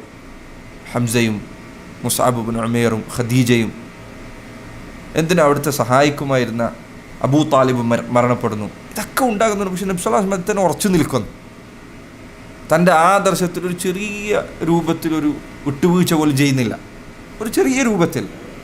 എന്തിന് ആയിഷ റളിയല്ലാഹു അൻഹ പറഞ്ഞതുപോലെ അള്ളാഹുവിൻ്റെ റസൂൽ എന്തെങ്കിലും ഒന്ന് മറച്ചു വെക്കുമായിരുന്നെങ്കിൽ അവിടുന്ന് സൈനബുമായി ബന്ധപ്പെട്ട വിഷയം മറച്ചു വെക്കുമായിരുന്നു. അതുവരെ അവിടുന്ന് മറച്ചു വെക്കുന്നില്ല. അള്ളാഹു എത്തിച്ചത് അതുപോലെ പറയണം. മക്കയിലായിരിക്കുന്ന സമയത്താണ് അവിടുന്ന് അബസ വതവല്ല എന്ന സൂറത്ത് ജനങ്ങളെ കേൾപ്പിക്കുന്നത്. എന്താ അതിലുള്ളത്? അന്ധനായ ഒരാൾ അബ്ദുല്ലാഹ് ബിൻ ഉമ്മി മക്തൂം വന്നെത്തിയപ്പോൾ വലിയ പ്രമാണിമാരായ മുശ്രിക്കുകൾ മുന്നിലുണ്ടായിരുന്നു. നബി സല്ലല്ലാഹു അലൈഹി വസല്ലം ഇവരെങ്ങാനും ഇസ്ലാം സ്വീകരിച്ചാൽ ജനങ്ങൾ, മുസ്ലിങ്ങൾക്കെതിരെയുള്ള പീഡനങ്ങൾ കുറയുമല്ലോ എന്ന പ്രതീക്ഷയിൽ അവരോട് സംസാരിച്ചു. ഇബ്നു ഉമ്മി മക്തൂമിനെ കുറച്ചു നേരം അവഗണിച്ചു. അതിനവിടുത്തെ ആക്ഷേപിച്ചുകൊണ്ടാണ് സൂറത്തു അബസ അവതരിക്കുന്നത്. അബസ വതവല്ല, അത് അവിടുന്ന് കേൾപ്പിക്കാൻ, അത് നിസ്കാരത്തിൽ ഓതാൻ പറയാം. അബസ വതവല്ല അൻ ജാഅഹുൽ അഅമ. ഇങ്ങനെയാണ് ഒരു കളവ് പറയുന്ന ഒരാൾ ഇത് ചെയ്യാൻ. എന്നിട്ട് ജനങ്ങളോട് പറയത് അന്ത്യനാൾ വരെ നിസ്കാരത്തിൽ ഓതിക്കൊണ്ടിരിക്കുക. അബസ വതവല്ല അൻ ജാഅഹുൽ അഅമ മാ യുദ്രീക ലഅല്ലഹു യസ്സക്ക. എത്ര ശക്തമാണ് അതിലെ പ്രയോഗങ്ങളെന്ന് ആലോചിച്ചു. അബസ മുഖം തിരിച്ച് കളഞ്ഞു. ഒറ്റവല്ല, തിരിഞ്ഞു കളഞ്ഞു. ആരെക്കുറിച്ച് പറയുന്നു? അള്ളാഹുവിൻ്റെ റസൂലിനെ കുറിച്ച് പറയും സല്ലല്ലാഹു അലൈഹി വസല്ലം. ഇത് അവിടുന്ന് പറയുന്നു, സൂറത്തു തഹ്രീം അവതരിക്കുന്നു, യാ അയ്യുഹൻ നബി ലിമ തുഹർരിമു മാ ഹല്ലല്ലാഹു ലക്, അള്ളാഹു ഹലാലാക്കിയ നബി എന്തിനാണ് അങ്ങ് ഹറാമാക്കിയത്? ഇതൊക്കെ അവതരിക്കുന്നു. കളവ് പറയുന്നില്ല. ശരി, കളവ് പറയുന്നില്ല എന്ന് അവിടെ ഒരു സ്ഥലത്ത് മാറ്റിവെക്കാം. അവിടുത്തെ അങ്ങേയറ്റം പീഡിപ്പിച്ച ഒരു ജനതയ്ക്ക് മുകളിൽ വർഷങ്ങൾക്ക് ശേഷം അവിടത്തേക്ക് അധികാരം ലഭിക്കുന്നു. അവിടുന്ന് മക്ക കീഴടക്കിക്കൊണ്ട് തിരിച്ചു വരുന്നു. മക്കക്കാർ ഇതുവരെ നബി സല്ലല്ലാഹു അലൈഹി വസല്ലമയെ ഉപദ്രവിച്ച ആളുകൾ, അങ്ങേറ്റം പ്രയാസപ്പെടുത്തിയ ആളുകൾ അവർ മുന്നിൽ വന്ന് കീഴടങ്ങിക്കൊണ്ട് നിൽക്കുന്നു. നബി സല്ലല്ലാഹു അലൈഹി വസല്ലം അവരോട് ചോദിച്ചു, നിങ്ങൾ എന്താണ് പ്രതീക്ഷിക്കുന്നത്? ഞാൻ എന്ത് ചെയ്യുമെന്നാണ് കരുതുന്നത്? അവർ പറഞ്ഞു, ഏറ്റവും മാന്യനായ, അങ്ങ് ഏറ്റവും മാന്യനായ ഒരാളുടെ മാന്യനായ പുത്രനാണ്, മാന്യതയല്ലാതെ ഞങ്ങൾ പ്രതീക്ഷിക്കുന്നില്ല. ഹദീസിൽ ഈ ലഫ്ള് സ്ഥിരപ്പെട്ടിട്ടില്ലെങ്കിൽ ചരിത്ര ഗ്രന്ഥങ്ങളിൽ കാണാം. അവിടുന്ന് പറഞ്ഞു, ഇദ്ഹബു അൻതും മുത്തലഖാ, പൊയ്ക്കോളൂ, നിങ്ങൾ സ്വതന്ത്രരാണ്. ചരിത്രത്തിൽ നബി സല്ലല്ലാഹു അലൈഹി വസല്ലം ചെയ്ത പ്രവൃത്തിയാണിത്. അവിടുന്ന് അവസാനം അവിടുന്ന് വഫാത്താകുന്ന സന്ദർഭത്തിൽ റോമയുടെയും പേർഷ്യയുടെയും അതിരുകളിൽ മുസ്ലിങ്ങൾ പോയി മുട്ടിയിട്ടുണ്ട് വഫാത്താകുന്ന വേളയിൽ. പക്ഷേ അള്ളാഹുവിൻ്റെ റസൂൽ സല്ലല്ലാഹു അലൈഹി വസല്ലം വഫാത്താകുമ്പോൾ അവിടുത്തെ പടയെങ്കി യഹൂദൻ്റെ കയ്യിൽ പണയത്തിലാണ്. അവിടുന്ന് ഇവരുടെ എല്ലാ നേതാവാണ്. ഉലമാക്കൾ പറഞ്ഞു, നബി സല്ലല്ലാഹു അലൈഹി വസല്ലം യഹൂദൻ്റെ കയ്യിൽ പടയെങ്കി പണയം വെക്കാൻ ഒരു കാരണമുണ്ട്. കാരണം സഹാബികളോട് അവിടുന്ന് എങ്ങാനും തൻ്റെ പ്രയാസം പറഞ്ഞിരുന്നെങ്കിൽ അവരത് പണയമായി സ്വീകരിക്കുമായിരുന്നില്ല, അവർ പണം വെറുതെ കൊടുക്കുമായിരുന്നു. പക്ഷെ ഒരു യഹൂദൻ്റെ കയ്യിൽ പണയം കൊടുത്താൽ അവൻ എന്തെങ്കിലും ചോദിക്കും, അവൻ തിരിച്ചു വാങ്ങിക്കും. ആ കടം ഒരിക്കലും യഹൂദ വെറുതെ വിടില്ല. അതുകൊണ്ടാണ് അവിടെ എനിക്ക് നോക്കൂ, സഹാബികൾ പണക്കാരവിടെ പുറത്തുണ്ട്. നബി സല്ലല്ലാഹു അലൈഹി വസല്ലം തൻ്റെ സഹാബിമാരിൽ ഒരാളോടും ആവശ്യപ്പെട്ടില്ല. അവിടുന്ന് യഹൂദൻ്റെ കയ്യിലാണ് പടയെങ്കി കൊണ്ടേ പണം വെക്കുന്നത്. എന്തുകൊണ്ട്? അവിടുന്ന് മറ്റുള്ളവരുടെ ഔദാര്യങ്ങൾ സ്വീകരിക്കാൻ ഇഷ്ടപ്പെട്ടില്ല. അങ്ങനെയാണ് അവിടുന്ന് ഈ ലോകത്ത് നിന്ന് വേർപിരിയുന്നത്. സമ്പത്തായിരുന്നു അവിടുത്തെ ഉദ്ദേശം, അധികാരമായിരുന്നു, മറ്റെന്തെങ്കിലും ലക്ഷ്യങ്ങളായിരുന്നു, ഇതൊന്നും ആയിരുന്നില്ല. എത്രയോ തവണ സഹാബിമാർ ഉമർ ഇബ്നുൽ ഖത്താബ് അവിടുത്തെ അരികിൽ വന്നു. നബി സല്ലല്ലാഹു അലൈഹി വസല്ലം അവിടുന്ന് കിടക്കുന്നു, കിടക്കത്തിന് എഴുന്നേറ്റപ്പോൾ ഇതാ ശരീരത്തിൽ പാടുകളുണ്ട്, ഒരു പുൽപ്പായിലാണ് കിടന്നിരുന്നത്. അദ്ദേഹം പറഞ്ഞു, ഞാൻ ആ മുറിയിലൊന്ന് കണ്ണോടിച്ചു, മൂലയിൽ ചിലത് ഉണക്കാനിട്ടിരിക്കുന്നു, തോലും മറ്റൊക്കെ ഉണക്കാനിട്ടിരിക്കുന്നു, കുറച്ച് സ്ഥലത്ത് കുറച്ച് ധാന്യങ്ങളുണ്ട്, അതൊരു പാത്രത്തിലെടുത്ത് വെച്ചിരിക്കുന്നു. അവിടുന്ന് ഒരു പുൽപ്പായിലാണ് കിടക്കുന്നത്. എത്രയോ ഹദീസുകൾ കാണാം, ദൂതന്മാർ ദൂരപ്രദേശങ്ങളിൽ നിന്ന് വന്നിട്ട് മസ്ജിദ് നബവിയിൽ കയറിക്കഴിഞ്ഞാൽ അവർ ചോദിക്കുന്നു, നിങ്ങൾ ആരാണ്? മുഹമ്മദ്. അവിടുന്ന് അവരുടെ ഇടയിൽ നിന്ന് അവിടുത്തെ വേർതിരിച്ചറിയാൻ സാധിക്കുമായിരുന്നില്ല സല്ലല്ലാഹു അലൈഹി വസല്ലം. അതുകൊണ്ട് അള്ളാഹു സുബ്ഹാനഹു വ തആല പറഞ്ഞില്ലേ, ലഅംറുക, നിന്റെ ജീവിതം തന്നെയാണ് നബിയെ സത്യം. അള്ളാഹുവിൻ്റെ റസൂൽ ജീവിതം കൊണ്ട് അള്ളാഹു സത്യം ചെയ്തു പറയാണ്. ആ ജീവിതത്തിൻ്റെ ശുദ്ധീകരണത്താൽ അള്ളാഹു പറഞ്ഞു, വ ഇന്നക ലഅലാ ഖുലുഖിൻ അദീം, നബി അങ്ങ് മഹത്തരമായ സ്വഭാവത്തിൻ്റെ ഉടമയാണ്. ആരെയും പറയുന്നു? അള്ളാഹുവാണ് പറയുന്നത്. ഞാനത് ഓരോ ഘട്ടങ്ങൾ പറയുകയാണെങ്കിൽ അതിന് മാത്രം പറയാനുള്ളൂ, ചുരുക്കി പറയാനാണ് ഉദ്ദേശിച്ചത്. പക്ഷേ എത്ര ചുരുക്കിയാലും അള്ളാഹുവിൻ്റെ റസൂൽ സല്ലല്ലാഹു അലൈഹി വസല്ലമയുടെ ജീവിതം, സഹോദരങ്ങളെ, ഒരാൾക്ക് ഒരു ദിവസം അല്ലെങ്കിൽ ഒരു മണിക്കൂർ നേരത്തേക്ക് അള്ളാഹുവിൻ്റെ റസൂലിനെ പോലെ സമ്പൂർണ്ണമായ ആ ശുദ്ധിയോടുകൂടി ജീവിക്കുക ഒരാൾ ബോധപൂർവം എല്ലാ പൂർണ്ണതയോടുകൂടി ശ്രമിച്ചാൽ ചിലപ്പോൾ സാധിക്കില്ല. കാരണം അതിനു മാത്രം പരിശുദ്ധിയിലായിരുന്നു അവിടുന്ന് ജീവിച്ചത് സല്ലല്ലാഹു അലൈഹി വസല്ലം. നോക്കൂ, നിങ്ങൾ ഉദാഹരണത്തിന് അവിടുന്ന് ഒരിക്കലും ഒരാൾ തൻ്റെ അടുത്ത് വന്നിട്ട് എന്തെങ്കിലും ഒരു കാര്യം ആവശ്യപ്പെട്ടാൽ, കയ്യിലുള്ള എന്തെങ്കിലും ഒരു കാര്യം ആവശ്യപ്പെട്ടാൽ അവിടുന്ന് അത് കൊടുക്കാതിരിക്കുമായിരുന്നില്ല. ഒരു അറാബി ഒരിക്കൽ വന്നിട്ട് നടന്നു പോകുന്ന സന്ദർഭത്തിൽ നബി സല്ലല്ലാഹു അലൈഹി വസല്ലം പിറകിൽ വന്ന് അവിടുത്തെ മേൽമുണ്ടായി ധരിച്ചിരുന്ന വസ്ത്രം അത് പിറകിൽ നിന്ന് വലിച്ച് അവിടുത്തെ കഴുത്തിൽ പാടുണ്ടായി. എന്നിട്ട് പറഞ്ഞു, മുഹമ്മദ് സല്ലല്ലാഹു അലൈഹി വസല്ലം, അള്ളാഹു നിനക്ക് നൽകിയ സമ്പത്തിൽ എനിക്ക് നൽകുക. അവിടുന്ന് പുഞ്ചിരിച്ചു, തൻ്റെ ഒപ്പമുള്ള ആളുകളോട് അയാൾക്ക് കൊടുക്കാൻ പറഞ്ഞു. അവിടുന്ന് സഹാബികളുടെ നേതാവാണ്, പക്ഷെ അവിടുത്തെ പെരുമാറ്റം ഇതായിരുന്നു സല്ലല്ലാഹു അലൈഹി വസല്ലം. എത്ര ഹദീസുകളാണ് ഇതുപോലെ ഉള്ളത്, എത്ര ഹദീസുകളാണ് പറയാൻ തുടങ്ങിയാൽ അതിനുമാത്രം ഹദീസുകളുണ്ട് അവിടുത്തെ നല്ല സ്വഭാവം വരിക്കുന്ന. അതുകൊണ്ട് ഉലമാക്കൾ പറഞ്ഞു, അള്ളാഹുവിൻ്റെ ഫദ്ൽ കഴിഞ്ഞാൽ, അള്ളാഹുവിൻ്റെ ഔദാര്യം കഴിഞ്ഞാൽ നബി സല്ലല്ലാഹു അലൈഹി വസല്ലമയുടെ സ്വഭാവം കണ്ടുകൊണ്ടാണ് ഏറ്റവും അധികം ആളുകൾ ഇസ്ലാം സ്വീകരിച്ചത്. അള്ളാഹുവിൻ്റെ ഔദാര്യം ഒഴിച്ചു നിർത്തിയാണ്, അള്ളാഹു ഹിദായത്ത് നൽകി എന്നുള്ള കാര്യം മാറ്റി നിർത്തി. നബി സല്ലല്ലാഹു അലൈഹി വസല്ലമയുടെ ജീവിതം അവിടുന്ന് റസൂലാണ് എന്നതിനുള്ള ഏറ്റവും വലിയ തെളിവുകളിൽ പെട്ടതാണ്. അങ്ങേയറ്റം നിഷേധിയായ ഒരാൾക്കല്ലാതെ അത് തള്ളിക്കളയാൻ സാധിക്കുകയില്ല. മൂന്നാമത്തെ കാര്യം മുഅ്ജിസത്തുകളാണ്, അതായത് അത്ഭുത സംഭവങ്ങൾ അള്ളാഹുവിൻ്റെ റസൂൽ സല്ലല്ലാഹു അലൈഹി വസല്ലമയുടെ ജീവിതകാലത്ത് സംഭവിച്ചത്. അതിൽപ്പെട്ടതാണ് ഇവിടുത്തെ കാലഘട്ടത്തിൽ ചന്ദ്രൻ പിളർന്നു എന്നത്.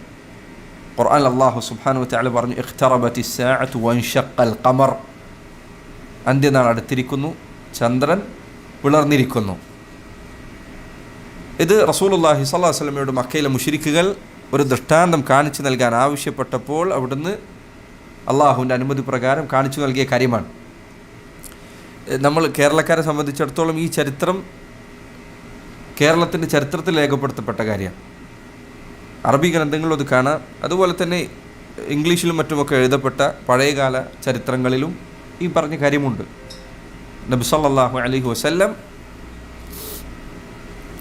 അവിടുത്തെ കാലഘട്ടത്തിലാണ് ചന്ദ്രൻ പിളർന്നത്. ആ കാലഘട്ടത്തിൽ ജീവിച്ചിരുന്ന കേരളത്തിലുണ്ടായിരുന്ന രാജാവ് മട്ടുപ്പാവിൽ നിൽക്കുമ്പോഴോ മറ്റോ ചന്ദ്രൻ പിളർന്നത് കണ്ടു. ഇതിൻ്റെ കാര്യം എന്താണ് എന്ന് അറിയാൻ വേണ്ടി അദ്ദേഹം ദൂതന്മാരെ അയച്ചു.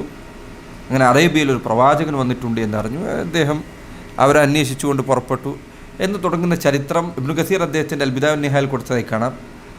അതുപോലെ തന്നെ ബ്രിട്ടീഷ് ആർക്കൈവുകളിലും മറ്റുമൊക്കെയുള്ള പഴയകാല രേഖകളിൽ ഈ പറഞ്ഞ ചരിത്രമുണ്ട്. ചരിത്രം എന്ന നിലയ്ക്ക് ഇത് രേഖപ്പെടുത്തപ്പെട്ടിട്ടുണ്ട്. നബി സല്ലല്ലാഹു അലൈഹി വസല്ലമയുടെ കാലഘട്ടത്തിൽ സംഭവിച്ച അത്ഭുതങ്ങളിൽ ഒന്നാണത്.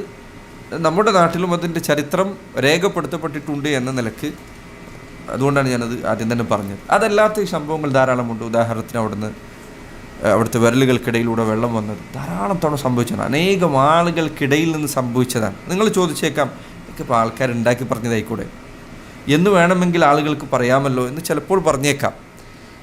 പണ്ഡിതന്മാർ പറഞ്ഞതായിക്കാണ് നബി സല്ലല്ലാഹു അലൈഹി വസല്ലമയുടെ ഈ അത്ഭുത സംഭവങ്ങൾ ധാരാളം മനുഷ്യർ കാണുകയും ധാരാളം ജനങ്ങൾ പിൽക്കാലഘട്ടത്തിലുള്ളവർക്ക് പകർന്നു നൽകുകയും ചെയ്ത കാര്യമാണ്. ചരിത്രത്തിൽ നബി സല്ലല്ലാഹു അലൈഹി വസല്ലമയുടെ ഹദീസുകൾ ഒരാൾ ചരിത്രമായി അംഗീകരിക്കാൻ തയ്യാറല്ലെങ്കിൽ അവന് ചരിത്രമായി ഒന്നും അംഗീകരിക്കാൻ പറ്റില്ല.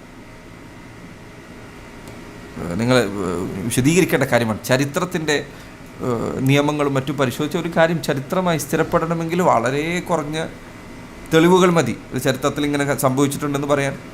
പക്ഷേ നബി സല്ലല്ലാഹു അലൈഹി വസല്ലമയുടെ ജീവിതത്തിലുണ്ടായ ഈ സംഭവങ്ങൾ ഹദീസിൽ പറയും മുതവാത്തിറായി വന്നതാണ്. മുതവാത്തിർ എന്ന് പറഞ്ഞാൽ ഒരിക്കലും ഇതൊരു കളവാകാൻ സാധ്യതയില്ല എന്ന് ഉറപ്പുവരുന്ന രൂപത്തിൽ വന്നതാണ്. ഒരാൾക്ക് നിഷേധിക്കാൻ പറ്റില്ല. അതിൻ്റെ ഘടനയും മറ്റും പരിശോധിക്കുമ്പോൾ എങ്ങനെ പരിശോധിക്കണമെന്ന് വേറെ തന്നെ ഒരു വിഷയമാണ്. പക്ഷെ ചരിത്രം അറിയുന്ന, അതിൻ്റെ വിജ്ഞാനത്തെക്കുറിച്ച് പഠിക്കുന്ന ഏതൊരു ചരിത്ര വിദ്യാർത്ഥിക്കും ഒരിക്കലും തള്ളിക്കളയാൻ കഴിയാത്ത രൂപത്തിലാണ് നബി സല്ലല്ലാഹു അലൈഹി വസല്ലമയുടെ ജീവിതത്തിൽ സംഭവിച്ച ഈ അത്ഭുതങ്ങൾ വന്നിട്ടുള്ളത്. ഒരിക്കലും ഒരാൾക്ക് തള്ളിക്കളയാൻ പറ്റില്ല. വേറെ തന്നെ വിഷയം, നിങ്ങൾക്ക് ഹദീസിൻ്റെ നിദാന ശാസ്ത്രത്തെക്കുറിച്ച് നിങ്ങൾ പഠിക്കുകയാണെങ്കിൽ നിങ്ങൾക്കത് ബോധ്യപ്പെടും. മനുഷ്യർ പൊതുവെ ചരിത്രമായി ഗണിക്കുന്ന കാര്യങ്ങൾ, അത് സ്വീകരിക്കാൻ അവർ ഉപയോഗിക്കുന്ന മാനദണ്ഡങ്ങൾ ഒരു ഭാഗത്ത് നിങ്ങൾ നോക്കുക. ഹദീസുകൾ സ്വീകരിക്കാൻ പണ്ഡിതന്മാർ സ്വീകരിച്ച മാനദണ്ഡം നോക്കുക. ഇത് രണ്ടും തമ്മിൽ രാത്രി പകൽ തമ്മിൽ വ്യത്യാസമുണ്ട്. അതിൽ തന്നെ ഹദീസിൻ്റെ മാനദണ്ഡങ്ങളിൽ അങ്ങേയറ്റം ഏറ്റവും ശക്തമായതാണ് മുതവാത്തിർ എന്നത്. മുതവാത്തിർ ഹദീസ് എന്ന് പറയും. അതിനെക്കുറിച്ച് പണ്ഡിതന്മാർ പറയും അതിൻ്റെ പരമ്പര പോലും നോക്കേണ്ടതില്ല എന്നാണ്. കാരണം അത് സത്യമാണ് എന്ന് കേവലം നോക്കിയാൽ മനസ്സിലാവും. മുതവാത്തിർ ഹദീസുകൾ പരമ്പര നോക്കേണ്ടത് പോലുമില്ല എന്ന് പറയും. അങ്ങനെ സ്ഥിരപ്പെട്ട കാര്യങ്ങളാണ് നബി സല്ലല്ലാഹു അലൈഹി വസല്ലമയുടെ ജീവിതത്തിൽ സംഭവിച്ച ഇത്തരം അത്ഭുതങ്ങൾ. അവിടുത്തെ ഭക്ഷണം അധികരിപ്പിച്ച സംഭവങ്ങൾ അള്ളാഹുവിൻ്റെ അനുമതി പ്രകാരം, അതുപോലെ രോഗിയെ സുഖപ്പെടുത്തിയത്, ഇങ്ങനെയുള്ള ധാരാളം ഹദീസുകൾ അതിൽ എണ്ണാവുന്നതാണ്. അഞ്ചാമത്തെ കാര്യം, അവസാനത്തെ കാര്യം, ശരീഅത്ത് എന്ന തെളിവ്. ഇസ്ലാമിക ശരീഅത്ത് ഇത് അള്ളാഹുവിൽ നിന്നുള്ളതാണ് എന്നതിനുള്ള തെളിവാണ്. ഇസ്ലാമിക ശരീഅത്ത് എൻ്റെ സഹോദരങ്ങളെ, നിങ്ങൾ ദീൻ പഠിക്കുക, അഖീദ പഠിക്കുക, ഇബാദത്തുകൾ പഠിക്കുക, മുആമലാത്തുകൾ, ഇടപാടുകൾ, കച്ചവടം, വിവാഹം, തൊലാഖ്, അതുപോലെ യുദ്ധം, സമാധാനം, ഇങ്ങനെ ജിഹാദ്, അതല്ലാത്ത ജിഹാദിൻ്റെ സന്ദർഭത്തിൽ പാലിക്കേണ്ട വിധിവിലക്കുകൾ, അതുപോലെ കോടതി വ്യവഹാരങ്ങൾ പാലിക്കേണ്ട രൂപങ്ങൾ, അതുപോലെ ക്രിമിനൽ പിന്നെ കേസുകൾ സംഭവിച്ചാൽ അതിനുള്ള ശിക്ഷാവിധികൾ. ഇസ്ലാം ഈ വിഷയങ്ങളിലൊക്കെ പഠിപ്പിച്ചിട്ടുള്ള നിയമങ്ങൾ പരിശോധിച്ചാൽ, അതായത് ഞാൻ കേവലം വിഷയങ്ങൾ പറഞ്ഞാൽ തന്നെ നിങ്ങൾക്ക് മനസ്സിലാവും അതിൻ്റെ വ്യാപ്തി എത്ര വലുതാണ് ഞാൻ. ഇപ്പോൾ അഖീദ എടുത്താൽ അള്ളാഹുള്ള വിശ്വാസം, നബിമാരുടെ വിശ്വാസം, മലക്കുകളുടെ വിശ്വാസം, കിതാബുള്ള വിശ്വാസം, അന്ത്യനാളുടെ വിശ്വാസം, ഖളാ ഖദർ, ഇങ്ങനെ വലിയൊരു മേഖല അവിടെ തന്നെ ഉണ്ട്. ഇബാദത്തുകൾ എടുത്താലോ നിസ്കാരം, നോമ്പ്, സക്കാത്ത്, ഹജ്ജ്, അത് നന്മ കൽപ്പിക്കുക, തിന്മ വിരോധിക്കുക, ഖുർആൻ പാരായണം, ഇങ്ങനെ ഇബാദത്തുകൾ അത് വേറെ തന്നെ ഉണ്ട്. ബാത്റൂമിൽ പോകുമ്പോൾ ശുദ്ധീകരണം, ഇതൊക്കെ നിങ്ങൾ ശ്രദ്ധിച്ചു. ഒരു ബാത്റൂമിൽ കയറുന്ന സമയത്ത് ഒരു മുസ്ലിമിനെ സംബന്ധിച്ച് എത്ര വിധിയുണ്ട്. ബാത്റൂമിൽ കയറുമ്പോൾ എത്ര കാര്യങ്ങൾ പഠിപ്പിക്കപ്പെട്ടിട്ടുണ്ട്. ഇടത്തേ കാല് വെക്കണം, കയറുമ്പോൾ ബിസ്മില്ലാ ചൊല്ലണം, അള്ളാഹുവിൻ്റെ ഖുബ്സുൽ ഖബായിസ് ചൊല്ലണം. ബാത്റൂമിൽ കയറി കഴിഞ്ഞാൽ മൂത്രമൊഴിക്കുമ്പോൾ വലത് കൈ കൊണ്ട് ഗുഹ്യസ്ഥാനത്ത് തൊടാൻ പാടില്ല. അതുപോലെ തന്നെ പരമാവധി മറ സ്വീകരിക്കണം. ബാത്റൂമിന് അധികം ചെലവഴിക്കാൻ പാടില്ല. ഖിബ്ലക്ക് നേരെ ഇരിക്കരുത്, ഖിബ്ലക്ക് പിന്തിരിഞ്ഞിരിക്കരുത്. മൂത്രമൊഴിച്ചാൽ എങ്ങനെ കഴുകണം, വെള്ളം ഇല്ലെങ്കിൽ എന്ത് ചെയ്യണം, മലവിസർജനം നടത്തിയാൽ എങ്ങനെ കഴുകണം, ഇങ്ങനെ ഞാനിത് കേവലം ഓരോന്നോരോന്ന് പറയുമ്പോൾ എത്ര കാര്യമുണ്ട് ഇതിൽ, എത്ര കാര്യങ്ങൾ വന്നു. കേവലം ഒരാൾ ബാത്റൂമിൽ കയറുക എന്നുള്ള ഒറ്റ കാര്യമുള്ളത്. ഒരാൾ ഉറങ്ങി എഴുന്നേൽക്കുക, എത്ര നിയമങ്ങളുടെ അവിടെ. എങ്ങോട്ട് തിരിഞ്ഞ് കിടക്കണം, എന്തൊക്കെ ചൊല്ലി കിടക്കണം, കിടക്കുന്ന വിരിപ്പ് കുടയണം. അതിനുശേഷം ഉറക്കത്തിൽ നിന്ന് സ്വപ്നം കണ്ട് പേടിച്ചെണീച്ചാൽ എന്ത് ചെയ്യണം, നല്ല സ്വപ്നം കണ്ടാൽ എന്ത് ചെയ്യണം, ഉറക്കം വരുന്നില്ലെങ്കിൽ എന്ത് ചെല്ലണം, ഉറക്കത്തിൽ നിന്ന് എഴുന്നേറ്റാൽ എന്ത് ചെയ്യണം, രാത്രി നിസ്കാരത്തിന് എഴുന്നേൽക്കുകയാണെങ്കിൽ എങ്ങനെയാണ് ഉറക്കം കളയേണ്ടത്. നബി സല്ലല്ലാഹു അലൈഹി വസല്ലം തൻ്റെ കൈകൊണ്ട് ഉറക്കം മുഖത്ത് തുടച്ചു നീക്കുമായിരുന്നു എന്ന്. ഉറങ്ങി എഴുന്നേറ്റാൽ ഇങ്ങനെ ഉറക്കവുമായി ബന്ധപ്പെട്ട കാര്യം. യാത്ര എടുത്തു നോക്കൂ നിങ്ങൾ. എപ്പോൾ യാത്ര പോകണം, ഏറ്റവും നല്ലത് എപ്പോഴാണ്, കൂട്ടം കൂടിയാണോ പോകേണ്ടത്, കൂട്ടം കൂടിയാണ് പോകുന്നതെങ്കിൽ അമീറാക്കേണ്ടത് എങ്ങനെയാണ്, അമീറിന് എന്തിനൊക്കെ കാര്യത്തിൽ അനുസരിക്കണം, യാത്ര എവിടേക്കൊക്കെ പോകണം, എവിടേക്കൊക്കെ പോകാൻ പാടില്ല, എന്തൊക്കെ യാത്രക്ക് നിയ്യത്തുണ്ടാകാം, ഇങ്ങനെ ഇതൊക്കെ ഓരോ ഭാഗങ്ങളാണ്. ഒരു മുസ്ലിമിനെ സംബന്ധിച്ചിടത്തോളം ഇതിലൊരു കാര്യം പോലും വിട്ടിട്ടില്ല. ആകെ 23 വർഷക്കാലം കൊണ്ടാണ് നബി സല്ലല്ലാഹു അലൈഹി വസല്ലം ഇത് പറഞ്ഞു തരുന്നത്. യുദ്ധം, ഞാൻ യുദ്ധം എന്തുകൊണ്ട് പറയുന്നു വെച്ചാൽ അതിൽ വരെ അവിടുത്തെ വിധിവിലക്കുകളുണ്ട്, കൃത്യമായ വിധിവിലക്കുകളുണ്ട്. സുബ്ഹാനല്ലാഹ്, ഞാൻ വായിച്ച സന്ദർഭത്തിൽ അത്ഭുതപ്പെട്ട കാര്യങ്ങളൊന്ന് ഫുഖഹാക്കൾ പറഞ്ഞേക്കണം. യുദ്ധത്തിനിടയിൽ യുദ്ധം ചെയ്യുമ്പോൾ ആർത്തിട്ട് അട്ടഹസിക്കാൻ പാടില്ല എന്നാണ്. അത് മക്രൂഹാണ്, അതൊരു വിധിയാണ്.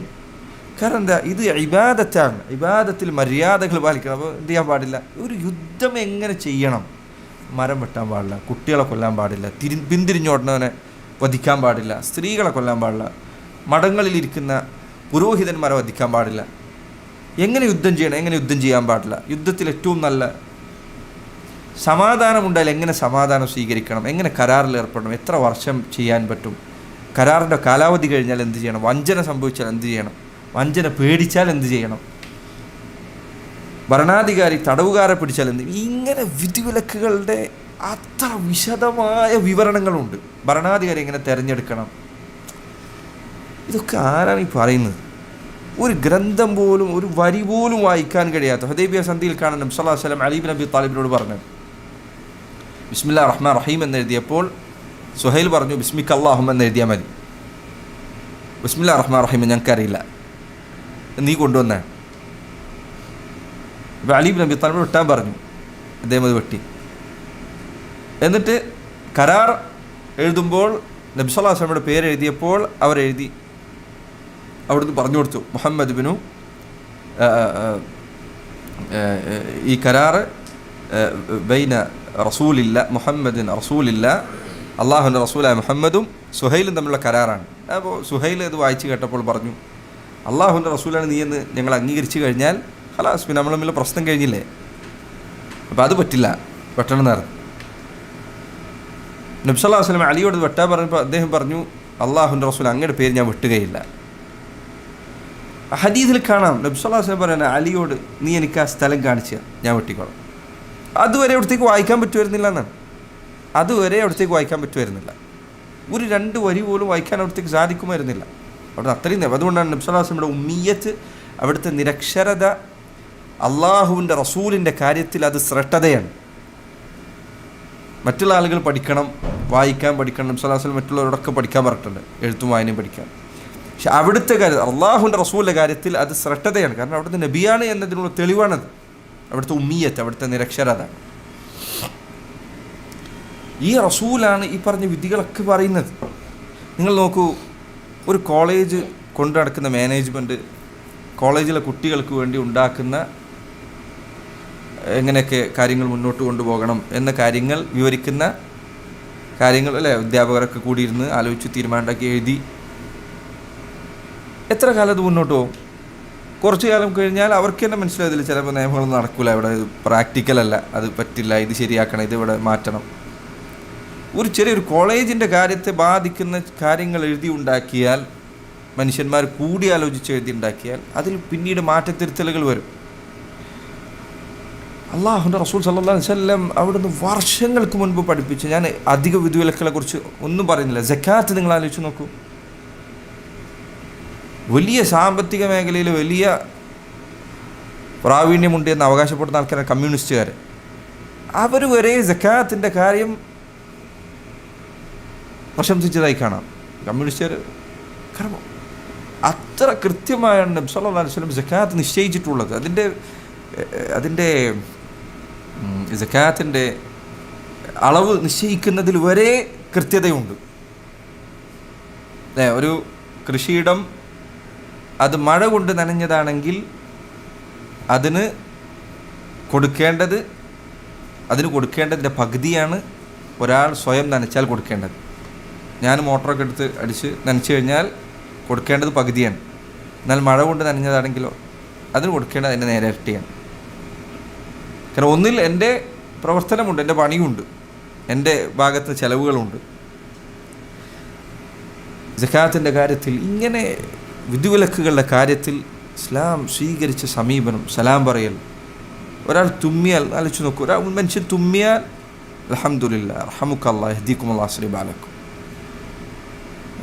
ഒരു 2 അപരിചിതരായ മനുഷ്യർ പരിചയപ്പെടാൻ ഇസ്ലാമിൽ ഒരു മനുഷ്യൻ തുമ്മിയാൽ മതി. 2 പരിചയമില്ലാത്ത ആൾക്കാർ തമ്മിൽ ഒരു ബന്ധം സ്റ്റാർട്ട് ചെയ്യാൻ ഒരാൾ തുമ്മിയാൽ മതി. ഒരാൾ തുമ്മിയാൽ അൽഹംദുലില്ലാ എന്ന് കേട്ടാൽ റഹമുക്കല്ലാഹ് യഹ്ദികുമുല്ലാഹ് അസ്ലി ബാലക്കും. അവർക്കിടയിൽ അങ്ങോട്ടും ഇങ്ങോട്ടും 2 പ്രാർത്ഥനകളായി. അതിലൊരാൾ 2 പ്രാർത്ഥന നടത്തി, ഒരാൾ 1 പ്രാർത്ഥന നടത്തി. 2 പേര് തമ്മിൽ പരിചയപ്പെടാൻ മതി, ഒരാൾ തുമ്മി എന്നുള്ളത് മതി. അള്ളാഹുവിൻ്റെ ദീൻ്റെ വിധിവിലക്കുകൾ ഈ പറഞ്ഞ രൂപത്തിൽ ഇസ്ലാം ഹക്കാണ് എന്നതിന് തെളിവുകളിൽപ്പെട്ടതാണ്. രണ്ടാമത്തെ കാര്യം സഹോദരങ്ങളെ, അഷ്ഹദു അന്ന മുഹമ്മദ് റസൂലുള്ളാഹ് എന്നതിൻ്റെ അർത്ഥം എന്താണ് എന്നതാണ്. നബി സല്ലല്ലാഹു അലൈഹി വസല്ലം നബിയാണ് എന്നൊരാൾ അംഗീകരിച്ചാൽ അയാൾ പറയുന്ന വാക്കെന്താണ്? അഷ്ഹദു അന്ന മുഹമ്മദൻ റസൂലുള്ളാഹ്. 4 കാര്യങ്ങളാണ്. അഷ്ഹദു അന്ന മുഹമ്മദ് റസൂലുള്ളാഹ് എന്നതുകൊണ്ട് ഉദ്ദേശിക്കുന്നത്, എൻ്റെ പ്രിയപ്പെട്ടവരെ, നിങ്ങൾ മുസ്ലിമീങ്ങൾ, നമ്മുടെ ജീവിതത്തിൽ ഉണ്ടാകേണ്ട 4 കാര്യങ്ങളാണ്. ഒന്നാമത്തെ കാര്യം തസ്ദീഖുഹു ഫീമാ അഖ്ബർ സല്ലല്ലാഹു അലൈഹി വസല്ലം. അള്ളാഹുവിൻ്റെ റസൂൽ സല്ലല്ലാഹു അലൈഹി വസല്ലം ഒരു കാര്യം പറഞ്ഞാൽ അത് സത്യമാണ് എന്ന് വിശ്വസിക്കുക. കാരണം അവിടുന്ന് നബിയാണ്, അവിടുന്ന് അള്ളാഹുവിൻ്റെ റസൂലാണ്. അവിടുന്ന് ഒരിക്കലും കളവ് പറയില്ല, അവാസ്തവമായൊരു കാര്യം പറയില്ല, ശരിയല്ലാത്തൊരു കാര്യം പറയില്ല. അവിടുന്ന് ഒരു കാര്യം പറഞ്ഞാൽ വിശ്വസിക്കാം, സത്യമാണ്. അള്ളാഹു ഖുർആനിൽ പറഞ്ഞതുപോലെ, അള്ളാഹു സുബ്ഹാനഹു വതആല ഖുർആനിൽ പറഞ്ഞതുപോലെ, വമാ ആതാകും റസൂലു ഫഖുദൂഹു വമാ നഹാകും അൻഹു ഫൻതഹു.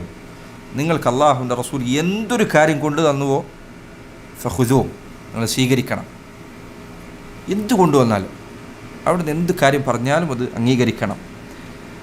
അതിന് നിങ്ങൾക്കത് മനസ്സിലാക്കാൻ ഉദാഹരണങ്ങൾ പറയാന്നുള്ളത്, ഒരാളുടെ ജീവിതം കണ്ട് പഠിക്കുക എന്നുള്ളതാണ് തത്വം പറയുന്നതിനേക്കാൾ എളുപ്പം. നിങ്ങൾക്ക് ഈ പറഞ്ഞ കാര്യം മനസ്സിലാക്കണം. അബൂബക്കർ സിദ്ദീഖിൻ്റെ ചരിത്രം നോക്കിയാൽ മതി. അദ്ദേഹത്തിന് സിദ്ദീഖ് എന്ന പേര് കിട്ടാൻ കാരണമായൊരു കാര്യമുണ്ട്. നബി സല്ലല്ലാഹു അലൈഹി വസല്ലം മക്കയിലായിരിക്കുന്ന കാലഘട്ടം, അവിടുന്ന് തായിഫിൽ പോയി അവിടുന്ന് കടുത്ത അവഗണനയും പീഡനങ്ങളും ഏറ്റുവാങ്ങി മക്കയിലേക്ക് തിരിച്ചെത്തിയ സമയമാണ്.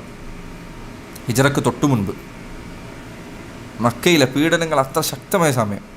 ആ സമയത്താണ് ഇസ്രാ മിഅ്റാജ് സംഭവിക്കുന്നത്. എന്താ ഇസ്രാ എന്ന് പറഞ്ഞാൽ? രാത്രിയിൽ നബി സല്ലല്ലാഹു അലൈഹി വസല്ലം മക്കയിൽ നിന്ന് ബൈത്തുൽ മഖ്ദിസിലേക്ക് ഒരു രാത്രിയുടെ ചെറിയൊരു സമയം കൊണ്ട് ബൈത്തുൽ മഖ്ദിസിലേക്ക് പോയി. എന്നിട്ടോ ഇല്ല, അവിടെ അവസാനിച്ചോ? ഇല്ല. അവിടെ നിന്ന് നബി സല്ലല്ലാഹു അലൈഹി വസല്ലം 7 ആകാശങ്ങൾക്ക് മുകളിലേക്ക് വരെ പോയി. അല്ലാഹു സുബ്ഹാനഹു വ തആല റസൂലുള്ളാഹി സ്വല്ലല്ലാഹു അലൈഹി വസല്ലം സംസാരിച്ചു. അവിടത്തേക്ക് 5 വക്ത് നിസ്കാരം നിർബന്ധമാക്കി. അവിടുന്ന് തിരിച്ചു വന്നു. മക്കയിലേക്ക് തന്നെ ആ രാത്രി തന്നെ തിരിച്ചെത്തി. കുറഞ്ഞ സമയം കൊണ്ട്, വളരെ കുറഞ്ഞ സമയമാണ് അതിനെടുത്തത്. സീറയുടെ ഗ്രന്ഥങ്ങളിൽ കാണാം, ഹദീസുകൾ നേർക്കേറെ വന്നിട്ടില്ല. സീറയുടെ ഗ്രന്ഥങ്ങളിൽ കാണാം നബി സല്ലല്ലാഹു അലൈഹി വസല്ലം അവിടുന്ന് കഅബയിൽ അതിൻ്റെ ചാരത്ത് വന്നിരുന്നു. അവിടുന്ന് ചിന്തിച്ചു കൊണ്ടിരുന്നത് ഇതെങ്ങനെ മക്കക്കാരോട് പറയുമെന്നതാണ്. ഇതുകൂടി പറഞ്ഞു കഴിഞ്ഞാൽ അവരുടെ നിഷേധം എന്തായിരിക്കുമെന്ന് അവിടത്തേക്കറിയാം.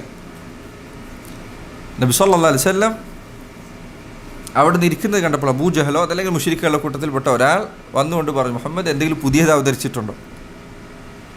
സല്ലല്ലാഹു അലൈഹി വസല്ലം അപ്പോൾ അവിടുന്ന് പറഞ്ഞു, അതെ സംഭവിച്ചിട്ടുണ്ട്, ഒരു പുതിയ കാര്യം ഉണ്ടായിട്ടുണ്ട്. അവിടുന്ന് ഇസ്രാ മിഅ്റാജ് വിവരിച്ചു കൊടുത്തു. ഇത് ചരിത്ര ഗ്രന്ഥങ്ങളുള്ള, ഹദീസിലില്ലാതെ. ഈ പറഞ്ഞ സംഭവം ഹദീസിൽ വന്നിട്ടില്ല, പക്ഷേ സീറയുടെ ഗ്രന്ഥങ്ങൾ കാണാൻ. പൊതുവെ ഇത്തരം സീറയുമായി ബന്ധപ്പെട്ട ചരിത്ര വിവരണങ്ങളിൽ ഹദീസിൽ സ്വീകരിക്കുന്ന ശക്തമായ പരിശോധന ഉണ്ടാകാറില്ല. അതുകൊണ്ടാണ് ഞാനത് സീറയിൽപ്പെട്ടതാണ് എന്ന് പ്രത്യേകം പറയുന്നത്.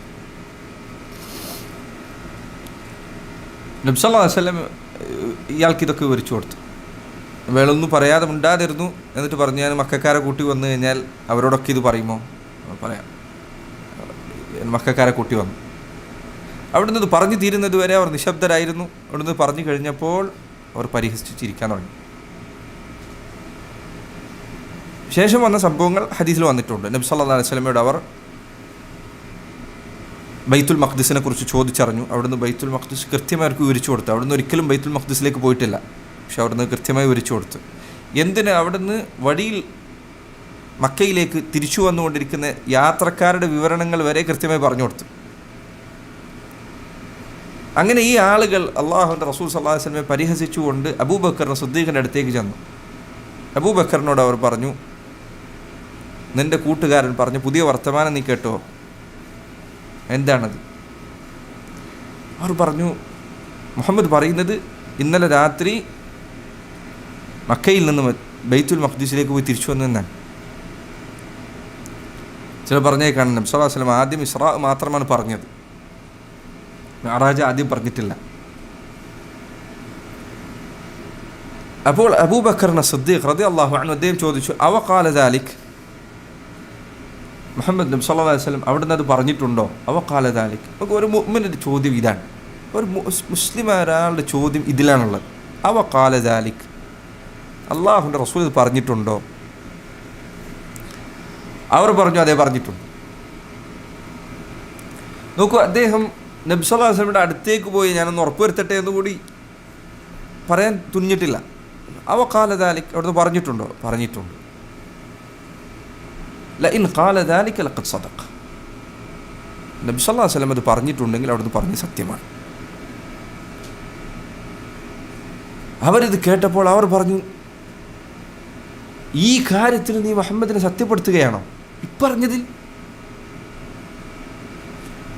അബൂബക്കർ സിദ്ദീഖ് അദ്ദേഹം പറഞ്ഞു, തഅജബൂന മിൻ ദാലിക്, നിങ്ങൾക്കിത് കണ്ട അത്ഭുതം തോന്നുന്നുണ്ടോ? വ ഇന്നി ലഉസദ്ദിഖുഹു ഫീമാ ഹുവ അക്ബറു മിൻ ദാലിക്, ഇതിനേക്കാൾ വലിയ കാര്യത്തിൽ ഞാൻ നബി സല്ലല്ലാഹു അലൈഹി വസല്ലമയെ സത്യപ്പെടുത്തുന്നുണ്ട്. ഉസദ്ദിഖുഹു ഫീ ഖബരി സ്സമാ യഅതീഹി ഗദ്വതൻ ഔ റൗഹതൻ, ആകാശത്ത് നിന്ന് അവിടത്തേക്ക് അള്ളാഹുവിൽ നിന്ന് സന്ദേശം വന്നെത്തുന്നുണ്ട് എന്ന് ഞാൻ വിശ്വസിക്കുന്നുണ്ട്, രാവിലെയും വൈകുന്നേരം. അത് വിശ്വസിക്കുന്നുണ്ട് എങ്കിൽ ഇത് വിശ്വസിക്കാൻ എന്താണ് പ്രയാസം?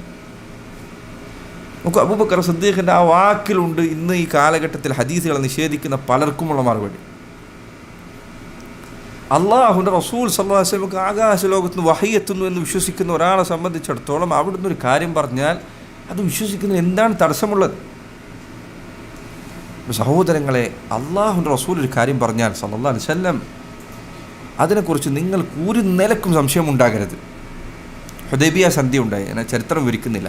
മുസ്ലിങ്ങളെ സംബന്ധിച്ചിടത്തോളം കടുത്ത നിരാശ ഉണ്ടായ സന്ദർഭമായിരുന്നു അത്, ഹുദൈബിയ സന്ധിയുടെ സമയം. കാരണം ഇവർ നബി സല്ലല്ലാഹു അലൈഹി വസല്ലം സ്വപ്നം കണ്ടു, ഉംറ ചെയ്യുന്ന സ്വപ്നം കണ്ടു. ആ സന്തോഷത്തിൽ പുറപ്പെട്ടതാണ് ഉംറ ചെയ്യാൻ വേണ്ടി. പിന്നെ ഉംറ ചെയ്യാതെ അവർ തിരിച്ചു വരാൻ, ഉംറ ചെയ്യാതെ അവർ തിരിച്ചു വരാൻ. ഉംറ ചെയ്തില്ല എന്ന് മാത്രമല്ല, അവർ തലമുണ്ടനം ചെയ്തിട്ടുണ്ട്. ഉംറ ചെയ്ത് കഴിഞ്ഞാൽ തലമുണ്ടനം ചെയ്യുക, തല വടിക്കുക. പക്ഷെ ഉംറ ചെയ്യാതെ തല വടിച്ചുകൊണ്ടാണ് അവർ തിരിച്ചു വരുന്നത്. അങ്ങനെ ഹുദൈബിയയിലെ കരാർ നിങ്ങൾ പലരും കേട്ടിട്ടുണ്ടായിരിക്കും. മുസ്ലിങ്ങളെ സംബന്ധിച്ചിടത്തോളം നേർക്ക് നേരെ നോക്കിയാൽ വളരെ പക്ഷപാതപരമാണ് എന്ന് തോന്നുന്ന, മുശ്രിക്കുകളെ പരിഗണിക്കുന്ന രൂപത്തിൽ എഴുതപ്പെട്ടത് എന്ന് തോന്നുന്ന രൂപത്തിലുള്ള കരാറാണ്. അതിലെ പല നിബന്ധനകളും അങ്ങനത്തെയാണ്. അബൂബക്കർ ഉമർ ഇബ്നുൽ ഖത്താബ് റളിയല്ലാഹു അൻഹു ആദ്യം അബൂബക്കർ സിദ്ദീഖിൻ്റെ അടുത്തേക്ക് ചെന്നു. അദ്ദേഹം പറഞ്ഞു, അബൂബക്കർ, നമ്മൾ സത്യത്തിൻ്റെ ആളുകളല്ലേ? അദ്ദേഹം പറഞ്ഞു, അതെ. മുശ്രിക്കുകൾ അവർ അസത്യത്തിൻ്റെ ആളുകളല്ലേ? അതെ. നമ്മൾ മരിച്ചാൽ സ്വർഗത്തിൽ, അവർ മരിച്ചാൽ നരകത്തിലുമല്ലേ? അതെ. മുഹമ്മദ് നബി സല്ലല്ലാഹു അലൈഹി വസല്ലം അള്ളാഹുവിൻ്റെ റസൂലല്ലേ? അതെ. എന്നിരിക്കെ എന്തിനാണ് ഈ അപമാനം ഏറ്റുവാങ്ങിക്കൊണ്ട് തിരിച്ചു പോകുന്നത്? അബൂബക്കർ സിദ്ദീഖ് റളിയല്ലാഹു അൻഹു അദ്ദേഹം പറഞ്ഞു, അദ്ദേഹം അള്ളാഹുവിൻ്റെ റസൂലാണ്. അള്ളാഹുവിൻ്റെ കൽപ്പന പ്രകാരമല്ലാതെ ഒന്നും പ്രവർത്തിക്കുകയില്ല. ഉമർ ഇബ്നുൽ ഖത്താബ് അദ്ദേഹത്തിന് മതിയായില്ല, തൃപ്തിയായില്ല. അദ്ദേഹം നബി സല്ലല്ലാഹു അലൈഹി വസല്ലം അടുത്തേക്ക് വന്നു, ഇതേ ചോദ്യം ആവർത്തിച്ചു. അള്ളാഹുവിൻ്റെ റസൂൽ അബൂബക്കർ പറഞ്ഞ അതേ മറുപടി തന്നെ പറഞ്ഞത്, ഞാൻ അള്ളാഹുവിൻ്റെ റസൂലാണ്, അള്ളാഹുവിൻ്റെ കൽപ്പന പ്രകാരമല്ലാതെ ഞാൻ പ്രവർത്തിക്കുകയില്ല. ഇതേ ചോദ്യം, ഇതേപോലെ തന്നെ ഉത്തരം. തിരിച്ചു പോകുമ്പോഴാണ് സൂറത്തുൽ ഫത്ഹ ഉദ്ധരിക്കുന്നത്. ഇന്നാ ഫതഹ്നാ ലക ഫത്ഹൻ മുബീന ലിയഗ്ഫിറ ലക അല്ലാഹു മാ തഖദ്ദമ മിൻ ദംബിക വമാ തഅഖർ.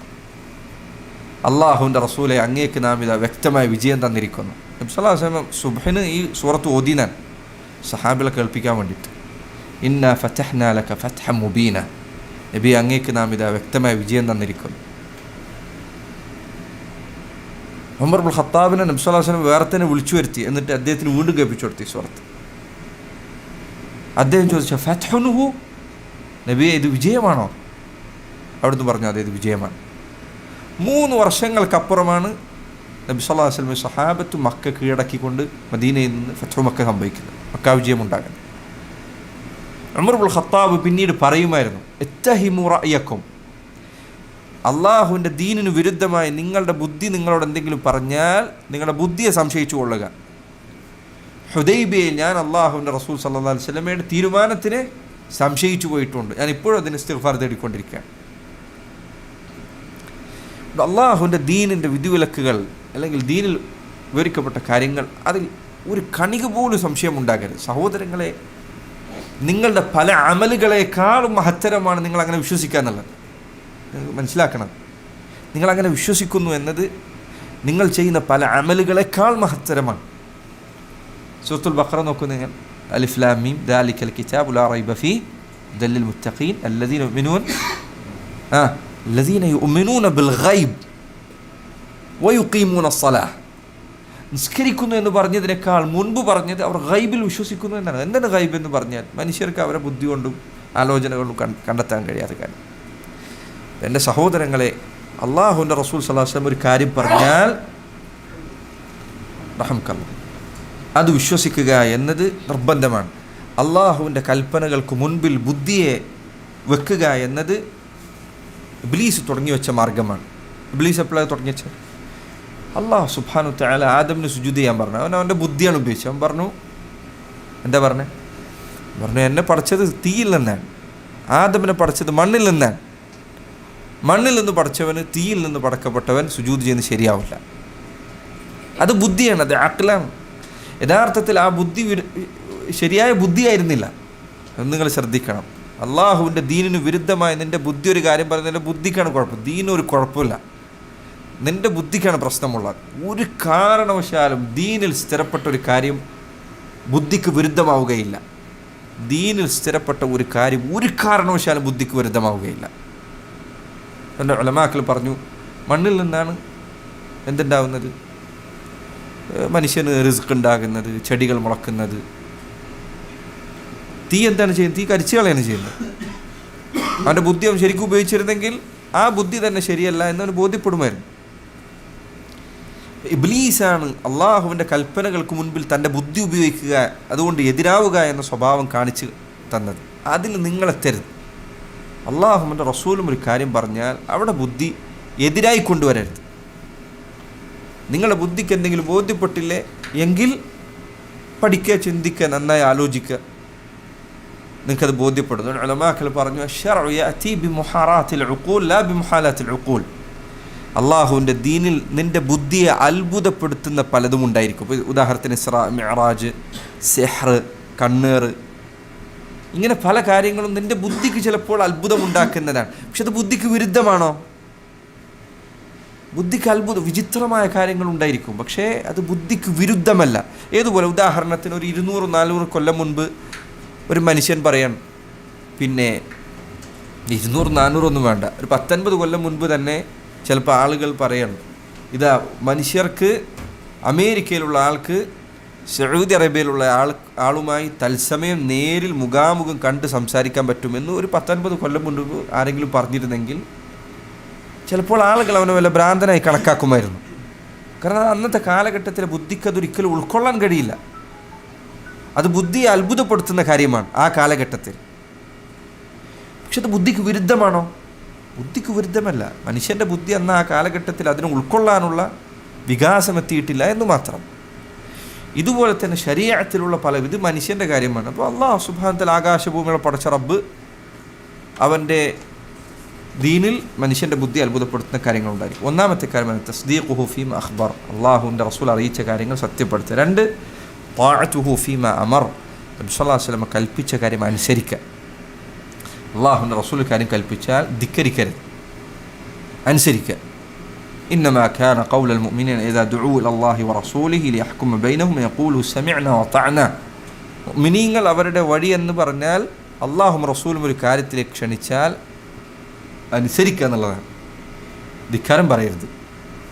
സൂറത്തുൽ ബഖറയിലെ അവസാനത്തെ ആയത്തിലെ ലില്ലാഹി മാ ഫിസ് സമാവാതി വമാ ഫിൽ അർദ് വഇൻ തുബ്ദൂ മാ ഫി അൻഫുസികും ഔ തുഖ്ഫൂഹു യുഹാസിബുകും ബിഹില്ലാഹ് ഫയഗ്ഫിറു ലിമൻ യശാ വയുഅദ്ദിബു മൻ യശാ. ഈ ആയത്ത് അവതരിച്ചപ്പോൾ എന്താ ആയത്തിൽ അള്ളാഹു പറഞ്ഞത്? നിങ്ങൾ നിങ്ങളുടെ മനസ്സിലൊരു കാര്യം ഒളിപ്പിച്ചാലും നിങ്ങളത് പുറത്തു പറഞ്ഞാലും അള്ളാഹു നിങ്ങളെ വിചാരണ ചെയ്യും. ഈ ആയത്ത് കേട്ടപ്പോൾ സഹാബികളിൽ ചിലർ പറഞ്ഞു, കുല്ലിഫ്ന മല നുതീഖ്, നമുക്ക് പ്രവർത്തിക്കാൻ കഴിയാത്ത കാര്യമാണ് അള്ളാഹു നമ്മളോടിപ്പോൾ പറഞ്ഞിരിക്കുന്നത്. കാരണം മനസ്സിലുള്ളത് അള്ളാഹു നാളെ പരലോകത്ത് വിചാരണ ചെയ്യും, ശിക്ഷിക്കുമെന്ന് പറഞ്ഞാൽ മനസ്സിൽ എന്തൊക്കെ വരും, എന്തൊക്കെ തിന്മകൾ ഒരാൾ ചിന്തിക്കും. അതിനും അള്ളാഹുവിൻ്റെ അടുത്ത് ശിക്ഷ ഉണ്ടാകുമെന്ന് പറഞ്ഞ മനസ്സിനെ എങ്ങനെ നിയന്ത്രിക്കും? മനസ്സിൽ തിന്മകൾ വന്നു പോലോ, ആലോചനകൾ, തിന്മ ചെയ്യണമെന്ന ചിന്ത വന്നേക്കാം. നബി സല്ലല്ലാഹു അലൈഹി വസല്ലമയുടെ അടുത്ത് അവർ ഇത് പറഞ്ഞുകൊണ്ടെത്തിയപ്പോൾ അവിടുന്ന് പറഞ്ഞു, തഖൂലൂന കമാ ഖാല മൻ ഖബ്ലക്കും, നിങ്ങൾക്ക് മുൻപുള്ളവർ പറഞ്ഞതുപോലെയാണ് നിങ്ങൾ പറയുന്ന. തുരീദൂന അൻ തഖൂലു കമാ ഖാല, മുൻപ് വേദം നൽകപ്പെട്ടവർ അവർ പറഞ്ഞതുപോലെ, മുൻപ് വേദം നൽകപ്പെട്ടവർ അവർ പറഞ്ഞതുപോലെ പറയാനാണ് നിങ്ങൾ ഉദ്ദേശിക്കുന്നത്? അവരെന്താ പറഞ്ഞു? അവർ പറഞ്ഞു സമിഅ്ന വഅസൈന, ഞങ്ങൾ കേട്ടിരിക്കുന്നു, ധിക്കരിച്ചിരിക്കുന്നു. ഖൂലു സമിഅ്ന വതഅന, നിങ്ങൾ കേട്ടിരിക്കുന്നു, അനുസരിച്ചിരിക്കുന്നു എന്ന് പറയും. അപ്പോഴാണ് അടുത്ത ആയത്ത് അവതരിക്കുന്നത്. സഹാബികൾ പറഞ്ഞു സമിഅ്ന വഅതഅന ഗുഫ്റാനക റബ്ബന വഇലൈക്കൽ മസീർ. അപ്പോഴാണ് ആമന റസൂല അവതരിക്കുന്നത്. എന്നിട്ട് അള്ളാഹു പറഞ്ഞു റബ്ബന ലാ തുഅഖിദ്ന ഇൻ നസീന വഅഖ്തഅന. ഈ ഉമ്മത്തിന് പലതും ഇളവ് നൽകപ്പെട്ടതിന് ശേഷമാണ്. അള്ളാഹുവിൻ്റെ റസൂൽ സല്ലല്ലാഹു അലൈഹി വസല്ലം ഒരു കാര്യം കൽപ്പിച്ചാൽ അനുസരിക്കുക, അവിടുന്ന് ഒരു കാര്യം വിലക്കിയാലോ അത് ഒഴിവാക്കുക. അതാണ് മൂന്നാമത്തെ കാര്യം. ഷഹാദത്ത് കലിമയുടെ മൂന്നാമത്തെ അർത്ഥം അതാണ്. ഇജ്തിനാബു മാ നഹാ അൻഹു വസജർ. അള്ളാഹുവിൻ്റെ റസൂൽ സല്ലല്ലാഹു അലൈഹി വസല്ലം ഒരു കാര്യം വിലക്കിയാൽ അത് ഉപേക്ഷിക്കുക. അത് നേരെ അനുസരിക്കുക എന്ന് പറഞ്ഞതിൻ്റെ നേരെ വിപരീതമായ കാര്യമാണ്. നാലാമത്തെ കാര്യം ഇൻഷാ അല്ലാഹ് മറ്റൊരിക്കൽ അത് കൂടുതൽ വിശദീകരിക്കാം. വഅല്ലാ യുഅ്ബദല്ലാഹു ഇല്ലാ ബിമാ ശറഅ. ഇബാദത്തായി എന്തൊരു കാര്യം ചെയ്യുന്നോ അത് നബി സല്ലല്ലാഹു അലൈഹി വസല്ലം മാതൃക കാണിച്ച് തന്നത് മാത്രമേ ആവാൻ പാടുള്ളൂ. ഈ 4 കാര്യം: വിശ്വസിക്കുക, അനുസരിക്കുക, വിലക്കിയത് ഉപേക്ഷിക്കുക, നബി സല്ലല്ലാഹു അലൈഹി വസല്ലം കാണിച്ചു തന്നതുപോലെ മാത്രം ഇബാദത്ത് ചെയ്യുക. ഇബാദത്താണോ റസൂൽ സല്ലല്ലാഹു അലൈഹി വസല്ലമയുടെ മാതൃക വേണം. ഉദാഹരണത്തിന് ഒരു പ്രത്യേക എണ്ണം നിശ്ചയിക്കാൻ എങ്കിൽ അള്ളാഹുവിൻ്റെ റസൂൽ നിശ്ചയിച്ചിരിക്കണം സല്ലല്ലാഹു അലൈഹി വസല്ലം. ഒരു പ്രത്യേക ദിക്ർ ഒരു സമയം നിശ്ചയിക്കാൻ നബി സല്ലല്ലാഹു അലൈഹി വസല്ലം നിശ്ചയിച്ചിരിക്കണം. ഒരു പ്രത്യേക രൂപം പറയാൻ, ഇങ്ങനെ ഏതാകട്ടെ എന്തൊരു കാര്യം ദീനിൽ പ്രത്യേകമായി നീ ഒരു കാര്യം നിശ്ചയിക്കുന്നോ അത് അള്ളാഹുവിൻ്റെ റസൂൽ സല്ലല്ലാഹു അലൈഹി വസല്ലം കാണിച്ചു നൽകാതെ ചെയ്യാൻ പാടില്ല. ഈ 4 കാര്യങ്ങളാണ് ഷഹാദത്ത് കലിമയുടെ അർത്ഥമായി പറയാനുള്ളത്. ഷഹാദത്തിൻ്റെ 2 റുക്നുകളുണ്ട്. അഷ്ഹദു അന്ന മുഹമ്മദൻ അബ്ദുഹു, അഷ്ഹദു അന്ന മുഹമ്മദൻ അബ്ദുല്ലാഹി വറസൂലുഹു. ഒന്ന്, മുഹമ്മദ് നബി സല്ലല്ലാഹു അലൈഹി വസല്ലം അള്ളാഹുവിൻ്റെ അടിമയാണ്. അതാണ് ഒന്നാമത്തെ സ്തംഭം. മുഹമ്മദ് നബി സല്ലല്ലാഹു അലൈഹി വസല്ലം അവിടുന്ന് അബ്ദാൻ, അബ്ദുൻ ലാ യുഅബദ്, അവിടുന്ന് അള്ളാഹുവിൻ്റെ ദാസനാണ്. അവിടുത്തെ ആരാധിക്കാൻ പാടില്ല, അവിടുത്തെ ഇബാദത്ത് ചെയ്യാൻ പാടില്ല. അതുകൊണ്ടാണ് പല ഹദീസിൽ ഇത് വന്നത്. അവിടുന്ന് പറഞ്ഞു, ലാ തുത്റൂനി കമാ തറത്തി നസാറ ഈസ ഇബ്നു മറിയം, ഈസ ഇബ്നു മറിയമിനെ നസാറാക്കൾ പുകഴ്ത്തിയതുപോലെ നിങ്ങൾ എന്നെ പുകഴ്ത്താൻ പാടില്ല. വഇന്നമാ അന അബ്ദുൻ ഫഖൂലു അബ്ദുല്ലാഹി വറസൂലുഹു, ഞാൻ അള്ളാഹുവിൻ്റെ അടിമ മാത്രമാണ്. അതുകൊണ്ട് നിങ്ങൾ പറയുക അള്ളാഹുവിൻ്റെ അടിമയും എൻ്റെ റസൂലും എന്ന് പറയുക, അതിൽ കൂടുതൽ പറയരുത്. എന്നാൽ അതിൽ അധികരിപ്പിക്കരുത്. അള്ളാഹു നിശ്ചയിച്ചു നൽകിയതിനപ്പുറത്ത് പറയരുത്. അവിടുന്ന് അള്ളാഹുവിൻ്റെ ദാസനാണ്, അടിമയാണ്, അബ്ദാൻ, അബ്ദുൻ ലാ യുഅബദ്. എന്തുകൊണ്ട് അബ്ദ് എന്ന് പറഞ്ഞത്? ആരാധിക്കാൻ പാടില്ല, അവിടുത്തോട് പ്രാർത്ഥിക്കാൻ പാടില്ല, സഹായതട്ടം നടത്താൻ പാടില്ല, അവിടുന്ന് മരിച്ചു കഴിഞ്ഞാൽ അവിടുത്തെ വിളിച്ചു തേടാൻ പാടില്ല, അവിടത്തേക്ക് വേണ്ടി നേർച്ച നേരാൻ പാടില്ല, ബലിയർപ്പിക്കാൻ പാടില്ല, സുജൂദ് ചെയ്യാൻ പാടില്ല. അവിടുന്ന് അബ്ദാണ്, അവിടുന്ന് അടിമയാണ്. രണ്ടാമത്തെ റുക്ൻ അവിടുന്ന് റസൂലാണ്. എന്താ റസൂലാണ്? റസൂലുൻ ലാ യുഅസ, അവിടുന്ന് റസൂലാണ്. അതുകൊണ്ട് അവിടുത്തെ ധിക്കരിക്കാൻ പാടില്ല. അവിടുന്ന് അബ്ദല്ലേ, അവിടുന്ന് മനുഷ്യനല്ലേ, നമ്മൾ വേണമെങ്കിൽ അനുസരിച്ചാൽ മതി എന്നാണോ? അല്ല, റസൂലുൻ ലാ യുഅസ, അവിടുന്ന് നബിയാണ്, റസൂലാണ്. അതുകൊണ്ട് അവിടുത്തെ ധിക്കരിക്കാൻ പാടില്ല. നോക്കി, ഈ 2 റുക്നുകളും എന്തിനാത്? ഒരു മനുഷ്യൻ വഴികേടിലേക്ക് പോവുകയാണെങ്കിൽ ഒന്നല്ലെങ്കിൽ എന്ത് ചെയ്യും? അതിര് കവിയും, അല്ലെങ്കിൽ പറഞ്ഞതും ചെയ്യാതിരിക്കും. ഒന്നല്ലെങ്കിൽ പറഞ്ഞതിനേക്കാൾ കൂടുതൽ ചെയ്യും, അല്ലെങ്കിലോ പറഞ്ഞതിനെ കുറച്ച് ചെയ്യും. ഇത് രണ്ടിനെയും നിലക്ക് നിർത്താനാണ് ഈ 2 വാക്കുകൾ. നബി സല്ലല്ലാഹു അലൈഹി വസല്ലം അബ്ദാൻ, അതുകൊണ്ട് അവിടുത്തെ ആരാധിക്കരുത്, അതിര് കവിയാൻ പാടില്ല. നസ്രാനികൾക്ക് സംഭവിച്ചതുപോലെ അവിടുന്ന് അള്ളാഹിൻ്റെ പുത്രനാണെന്നോ അല്ലെങ്കിൽ അവിടത്തേക്ക് മറിഞ്ഞ കാര്യം അറിയുമെന്നോ ഒന്നും പറയാൻ പാടില്ല. അവിടുന്ന് അടിമയാണ്, അള്ളാഹിൻ്റെ അബ്ദാൻ. എന്നാൽ യഹൂദർക്ക് സംഭവിച്ചതുപോലെ നബിമാരെ വിലയില്ലാതാക്കാനും പാടില്ല, ധിക്കരിക്കാൻ പാടില്ല. അവിടുന്ന് റസൂലാണ്, ലാ യുഅസ, അവിടുത്തെ ധിക്കരിക്കാൻ പാടില്ല. നോക്കൂ, ഈ 2 ഷർത്തുകൾ അല്ലെങ്കിൽ ഈ 2 റുക്നുകൾ അഷ്ഹദു അന്ന മുഹമ്മദ് റസൂലുള്ളാഹ് എന്നതിൻ്റെ റുക്നുകളാണ്. അവസാനമായി 15 മിനിറ്റ് കൂടി ഉത്തരം അവസാനിക്കും ഇൻഷാ അല്ലാഹ്. നബി സല്ലല്ലാഹു അലൈഹി വസല്ലമയോടുള്ള ബാധ്യത, മുസ്ലിം ഉമ്മത്തിന് ഉള്ള ബാധ്യത, ഈ വിഷയത്തിൽ അനേകം കിതാബുകൾ, വലിയ വലിയ ഗ്രന്ഥങ്ങളുണ്ട്. നോർമൽ ഈ അടുത്ത കാലഘട്ടത്തിൽ എഴുതപ്പെട്ട 2 വോള്യമുള്ള കിതാബ് ഇതിലുണ്ട്. നബി സല്ലല്ലാഹു അലൈഹി വസല്ലമയുടെ ബാധ്യതകൾ വിവരിക്കുന്ന, കാരണം ഇത് അതിന് മാത്രമുണ്ട്. അള്ളാഹു കഴിഞ്ഞാൽ പിന്നെ ഒരു മനുഷ്യന് ഏറ്റവും ബാധ്യത ഉള്ളത് റസൂലാണ് സല്ലല്ലാഹു അലൈഹി വസല്ലം. അള്ളാഹു കഴിഞ്ഞാൽ ഏറ്റവും കൂടുതൽ ബാധ്യതയുള്ള. അപ്പോൾ അതുകൊണ്ട് തന്നെ ഈ വിഷയം വിവരിക്കുന്ന അനേകം കിതാബുകളുണ്ട്, വിഷയത്തിൽ അനേകം ഹദീസുകളുണ്ട്, ആസാറുകളുണ്ട്. പക്ഷെ അതിൽ നിന്ന് അതിൻ്റെ ഒരു ആകത്തുക എന്ന് പറയാവുന്ന 4 കാര്യങ്ങൾ നമുക്ക് പറയാം. 4 കാര്യങ്ങൾ. ഒന്നാമത്തെ കാര്യം, നബി സല്ലല്ലാഹു അലൈഹി വസല്ലമയോടുള്ള ഒന്നാമത്തെ ബാധ്യത അവിടുത്തെ നുബൂവത്തിൽ, അവിടുന്ന് നബിയാണ് എന്ന് വിശ്വസിക്കലാണ്, അവിടുത്തെ പ്രവാചകത്വത്തിൽ വിശ്വസിക്കലാണ്. അൽ ഈമാനു ബിനുബൂവത്തിഹി സല്ലല്ലാഹു അലൈഹി വസല്ലം, നബി സല്ലല്ലാഹു അലൈഹി വസല്ലമയുടെ നുബൂവത്തിൽ വിശ്വസിക്കുക. എന്താ നബിയുടെ നുബൂവത്തിൽ വിശ്വസിക്കുക എന്ന് പറഞ്ഞാൽ 3 കാര്യങ്ങളാണ്. ഈ 3 കാര്യം പ്രധാനപ്പെട്ടതാണ്. ഒന്നാമത്തെ കാര്യം, അല്ലാഹു സുബ്ഹാനഹു വ തആല അവിടുത്തെ തൻ്റെ ദൂതനായി നിയോഗിച്ചിരിക്കുന്നു എന്ന് വിശ്വസിക്കുക. അള്ളാഹു അവിടത്തേക്ക് സന്ദേശം എത്തിച്ചു കൊടുക്കുന്നുണ്ട്, ജിബ്രീലിൻ്റെ മുഖേന സന്ദേശങ്ങൾ വരുന്നുണ്ട്, അവിടുന്ന് അള്ളാഹുവിൽ നിന്ന് വഹി ലഭിക്കുന്ന നബിയാണ്. ഇത് ആദ്യം വിശ്വസിക്കുക. ഒന്നാമത്തെ കാര്യം അതാണ്. അവിടുന്ന് ഒരു സാധാരണ മനുഷ്യന്മാരെ പോലെ ഏതെങ്കിലും മനുഷ്യനായിരുന്നില്ല, മറിച്ച് അവിടത്തേക്ക് വഹി ലഭിക്കുന്നുണ്ട്. ഖുൽ ഇന്നമാ അന ബശറുൻ മിസ്ലുക്കും യൂഹാ ഇലയ്യ അന്നമാ ഇലാഹുക്കും ഇലാഹു വാഹിദ്. പറയുക, ഞാൻ നിങ്ങളെപ്പോലെയുള്ളൊരു മനുഷ്യനാണ്. ഉടനെ എന്ത് പറഞ്ഞു? യൂഹാ ഇലയ്യ, എനിക്ക് വഹി നൽകപ്പെടുന്നുണ്ട്.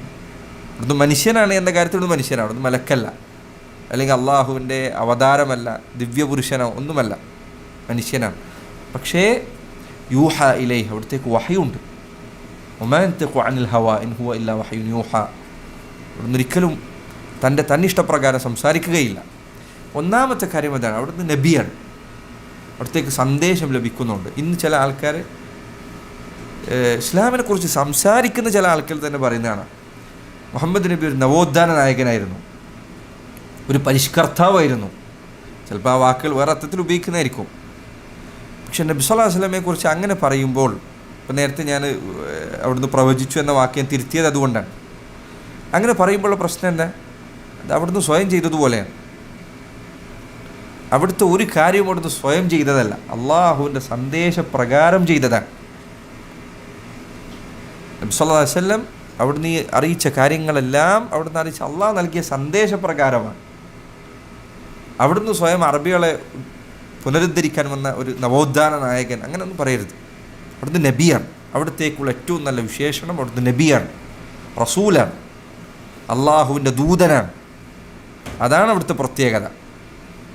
ഇന്ന് ചില ആളുകൾ പറയുന്നത് പോലെ അവിടുന്ന് ഒരു അറബ് സമൂഹത്തെ ഉദ്ധരിക്കാൻ വന്നവരാണ്, അല്ലെങ്കിൽ ഒരു ചരിത്ര പുരുഷനാണ്.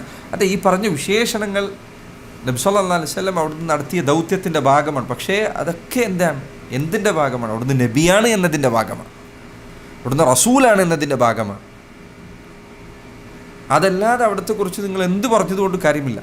ഇപ്പോൾ ചില ആൾക്കാർ പലപ്പോഴും പറയാറുണ്ട്, 100 ആളുകൾ, ചരിത്രത്തിലുള്ള 100 പ്രധാനപ്പെട്ട ആളുകളെക്കുറിച്ച് പറഞ്ഞപ്പോൾ ഒന്നാമത്തെ ആൾ മുഹമ്മദ് നബിയാണ് പറഞ്ഞത് സല്ലല്ലാഹു അലൈഹി വസല്ലം. അതെ, അവിടുന്ന് അത് പറയപ്പെടാൻ അർഹരാണ്. പക്ഷേ അവരിൽ പലരും അത് പറയുമ്പോൾ ഉദ്ദേശിക്കുന്നത് എന്താണ്? അവിടുന്ന് സ്വന്തം കഴിവ് പ്രകാരം, സ്വന്തം ചിന്തകൾ കൊണ്ട്, സ്വന്തം ആലോചനകൾ കൊണ്ട്, സ്വന്തം ബുദ്ധി കൊണ്ട് ഇതുണ്ടാക്കിയെന്നാണ്. അങ്ങനെയല്ല നമ്മൾ നബി സല്ലല്ലാഹു അലൈഹി വസല്ലമയെ കുറിച്ച് വിശ്വസിക്കുന്നത്. അള്ളാഹുവിൻ്റെ റസൂൽ അവിടുന്ന് അള്ളാഹു സുബ്ഹാനഹു വ തആല എത്തിച്ചു നൽകിയത് പ്രകാരമാണ് ഇതെല്ലാം പറഞ്ഞു തന്നത്. അള്ളാഹുവിൻ്റെ വഹയാണ്, ഒന്ന് സ്വന്തം ഉണ്ടാക്കി പറഞ്ഞതല്ല. അവിടുന്ന് നബിയാണ് എന്ന് വിശ്വസിക്കലാകട്ടെ എല്ലാവരുടെ മേലും നിർബന്ധ ബാധ്യതയാണ്. നബി സല്ലല്ലാഹു അലൈഹി വസല്ലം വന്നെത്തിയതിന് ശേഷം അവിടുത്തെ വിശ്വസിക്കുക എന്നത് എല്ലാവരുടെയും ബാധ്യത. ഒന്നാമത്തെ കാര്യം എന്താണ്? അവിടുത്തെ നബിയാണ്. രണ്ടാമത്തെ കാര്യം, അവിടുത്തെ നുബുവത്ത് മറ്റു നബിമാരിൽ നിന്ന് വ്യത്യസ്തമാകുന്ന പ്രധാനപ്പെട്ട കാര്യം അവിടുത്തെ പ്രവാചകത്വം സർവരിലേക്കുമുള്ളതാണ്, എല്ലാ മനുഷ്യർക്കുള്ളതാണ്. ഈസാ നബി വന്നത് ബനൂ ഇസ്രായേലുകാരിലേക്കാണ്, അതായത് അവിടത്തേക്ക് പുറത്തുള്ള ആളുകൾക്കല്ല. മൂസാ നബി വന്നത് ബനൂ ഇസ്രായേലുകാരിലേക്കാണ്. അതുപോലെ തന്നെ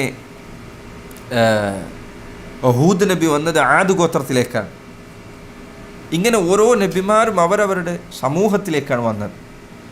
മുഹമ്മദുൻ സല്ലല്ലാഹു അലൈഹി വസല്ലം അവിടുന്ന് നിയോഗിക്കപ്പെട്ടത് സർവ്വ മനുഷ്യരിലേക്കുമാണ്.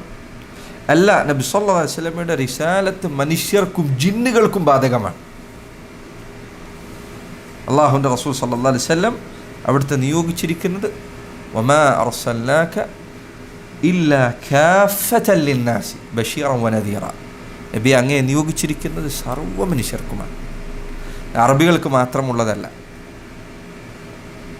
അതല്ലെങ്കിൽ ഏഷ്യക്കാർക്ക് മാത്രമുള്ളതല്ല, എല്ലാവർക്കും അവിടുത്തെ റിസാലത്ത് ബാധകമാണ്. ഇതും ഈ കാലഘട്ടത്തിൽ അൽഹംദുലില്ലാഹ് അള്ളാഹുവിൻ്റെ അനുഗ്രഹം കൊണ്ട് നമ്മളെ നാട്ടിലെ പ്രശ്നമല്ല, പക്ഷെ അറബികൾക്കിടയിൽ ആ പ്രശ്നമുണ്ട്. അറബികളുടെ ഇടയിൽ മുഹമ്മദ് നബി സല്ലല്ലാഹു അലൈഹി വസല്ലം അറബികളിലേക്ക് വന്ന നബിയാണ് എന്ന വാദം പ്രചരിപ്പിച്ച ചില ആളുകളുണ്ട്.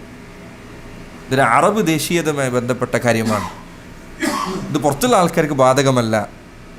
അതിൻ്റെ ഒരു വകഭേദമാണ് ഇക്കാലഘട്ടത്തിൽ നമ്മൾ ചില ആൾക്കാർ പറഞ്ഞുകൊണ്ടിരിക്കുന്നത്. ഇത് ഇസ്ലാം മുസ്ലിമൊക്കെ ആയിട്ട് ജീവിക്കുക, പക്ഷേ ഓരോ നാട്ടിലെയും സംസ്കാരവും അവിടുത്തെ ആചാരങ്ങളും അവിടുത്തെ രീതികളും അവിടുത്തെ വിശ്വാസങ്ങളുമൊക്കെ പരസ്പരം കൊടുത്തു വാങ്ങിക്കൊണ്ട് ജീവിക്കണം എന്ന് പറയുന്നത് ഇതിന് വിരുദ്ധമാണ്. നബി സല്ലല്ലാഹു അലൈഹി വസല്ലമയുടെ നുബുവത്ത് എല്ലാ ജനങ്ങൾക്കുമുള്ളതാണ്.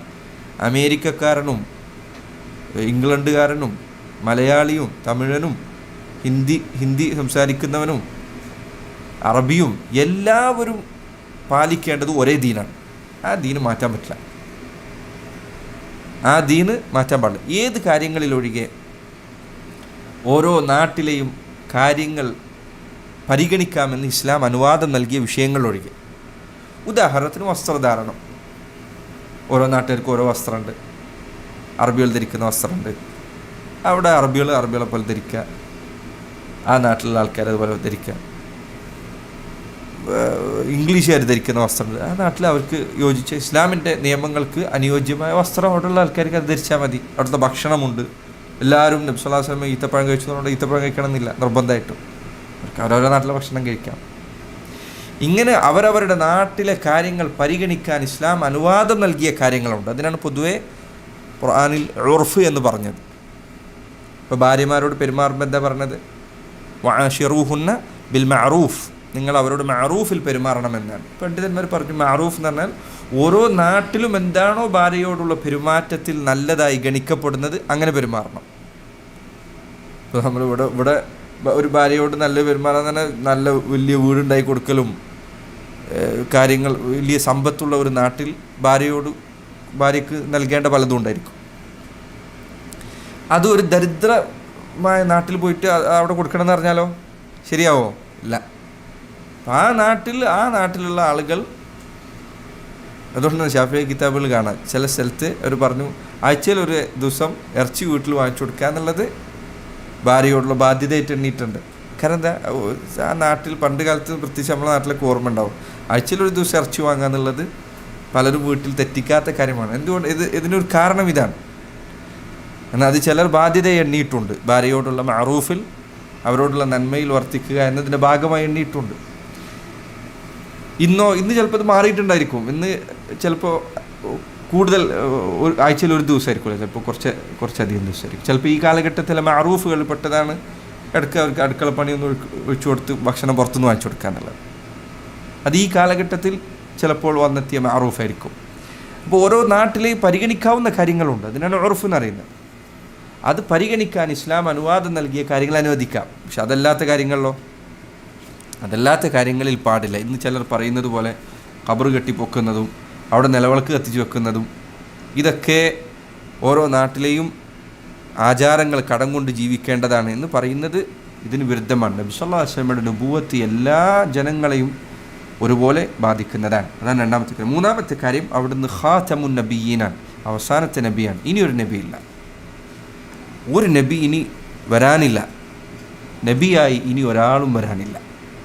അങ്ങനെ പറഞ്ഞാൽ കുറച്ചുകൂടി കൃത്യത വന്നു. നബിയായി ഇനി ഒരാളും വരാനില്ല. ഈസാ നബി അലൈഹി സ്വലാത്തു വസ്സലാം അദ്ദേഹം വരുന്നത് നബി ആയിക്കൊണ്ടല്ല, പിന്നെയോ ഈ ഉമ്മത്തിൽ അള്ളാഹുവിൻ്റെ റസൂൽ സല്ലല്ലാഹു അലൈഹി വസല്ലമക്ക് നൽകപ്പെട്ട ശരീഅത്ത് പ്രകാരം വിധിക്കുന്ന ഒരു ഹക്കമായിക്കൊണ്ടാണ്, വിധി പറയുന്ന ആളായിക്കൊണ്ടാണ്. ഈസാ നബി നബിയായിട്ടല്ല ഇനി വരുന്നത്. അപ്പോൾ ഇനിയൊരു നബി വരാനില്ല, അവിടുന്ന് അവസാനത്തെ നബിയാണ് സല്ലല്ലാഹു അലൈഹി വസല്ലം.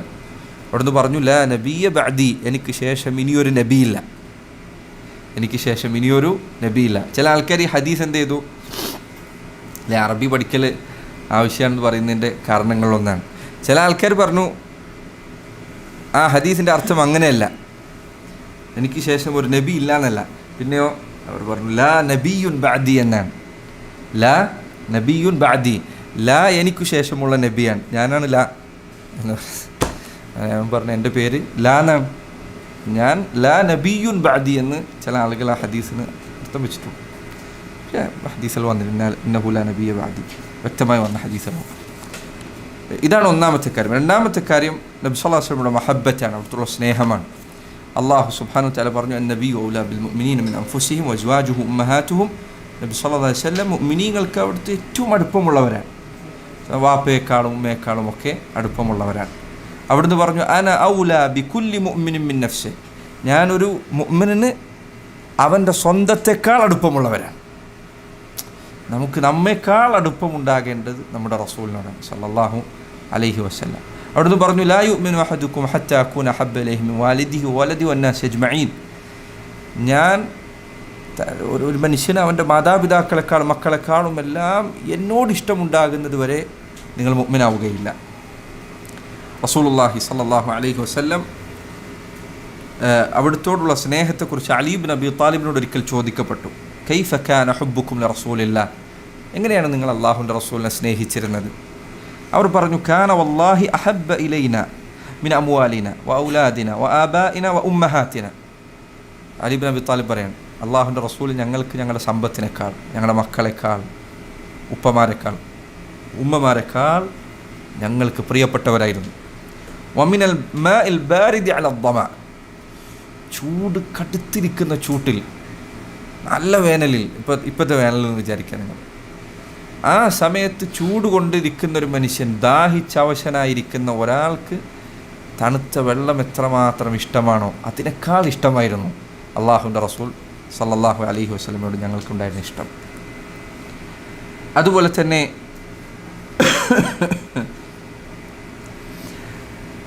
സെയ്ദ് ഇബ്നു ദസിന, അദ്ദേഹത്തെ മക്കയിലെ മുശ്രിക്കുകൾ പിടിച്ചു വെച്ച് അദ്ദേഹത്തെ കൊലപ്പെടുത്താൻ നിൽക്കാൻ. ആ സന്ദർഭത്തിൽ അബൂ സുഫിയാൻ അദ്ദേഹത്തോട് ചോദിച്ചു, അൻഷുദുക്കല്ലാഹ യാ സെയ്ദ്, സെയ്ദ് അള്ളാഹുവിനെ മുൻനിർത്തിക്കൊണ്ട് എന്നോട് ചോദിക്കട്ടെ, അതുഹിബ്ബു അന്ന മുഹമ്മദൻ الآن عندنا مكانك نضرب عنقه وإنك في أهلك. സെയ്ദ് ഇബ്നു ദസിനെ ഇവർ കൊലപ്പെടുത്താൻ നിൽക്കാൻ, മുശ്രിക്കുകൾ പിടികൂടിയതാണ് മുസ്ലിമായിട്ട്.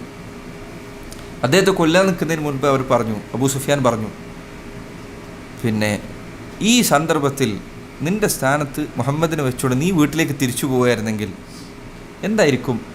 അതാണോ, അതിനെക്കുറിച്ച് നീ എന്താ പറയുന്നത്? നീ ഇവിടെ മുഹമ്മദിനെ എത്തിച്ചെന്നാൽ മതി സല്ലല്ലാഹു അലൈഹി വസല്ലം.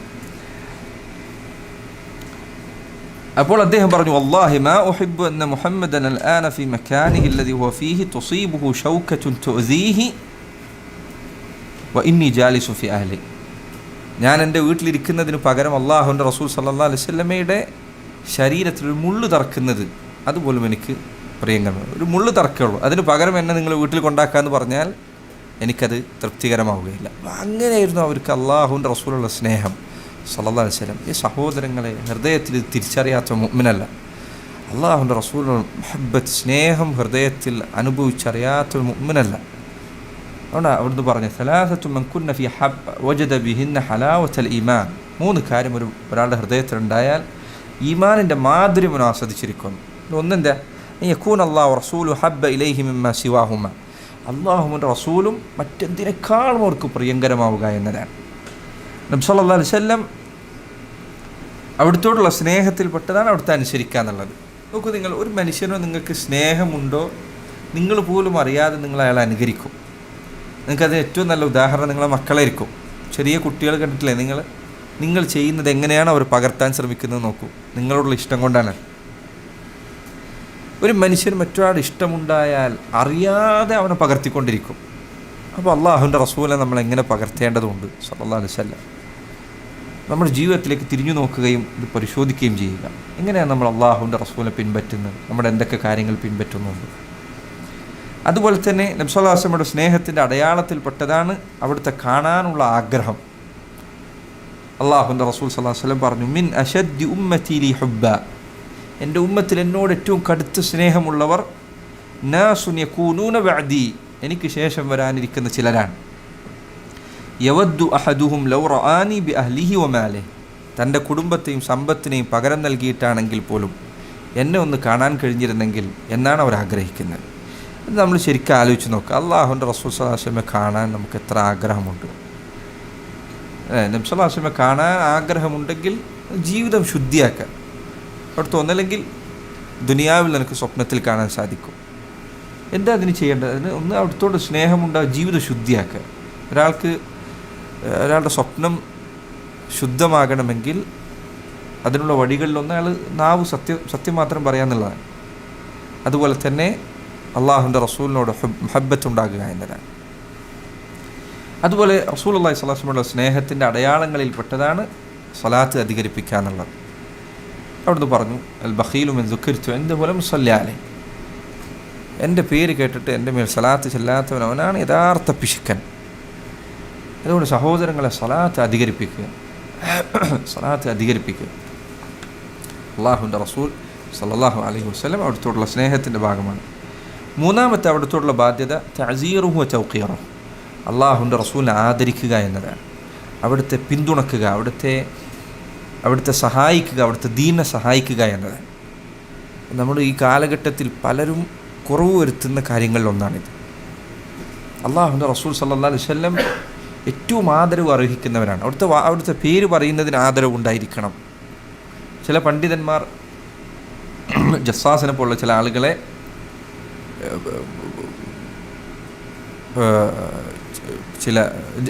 ജാഹിദിനെ പോലുള്ള ചില ആളുകളെ ഗ്രന്ഥകർത്താവാണ്, അറബിയിലെ ഗ്രന്ഥങ്ങൾ എഴുതിയാണ്. അദ്ദേഹത്തെ വിമർശിച്ചതായി കാണാം. എങ്ങനെ അവർ വിമർശിക്കാനുള്ള കാരണമായി അവർ പറഞ്ഞത്, ഇദ്ദേഹം തൻ്റെ ഗ്രന്ഥത്തിൽ നബി സല്ലല്ലാഹു അലൈഹി വസല്ലമയുടെ ഹദീസ് കൊടുക്കും, എന്നിട്ട് തൊട്ട് ഉടനെ ചിലപ്പോൾ ഏതെങ്കിലും കവിയുടെ കവിതകൾ, ഒരു ജീവിത വിശുദ്ധി ഒന്നുമില്ലാത്ത ആൾക്കാരുടെ കവിതകൾ ഇത് കൊടുക്കും.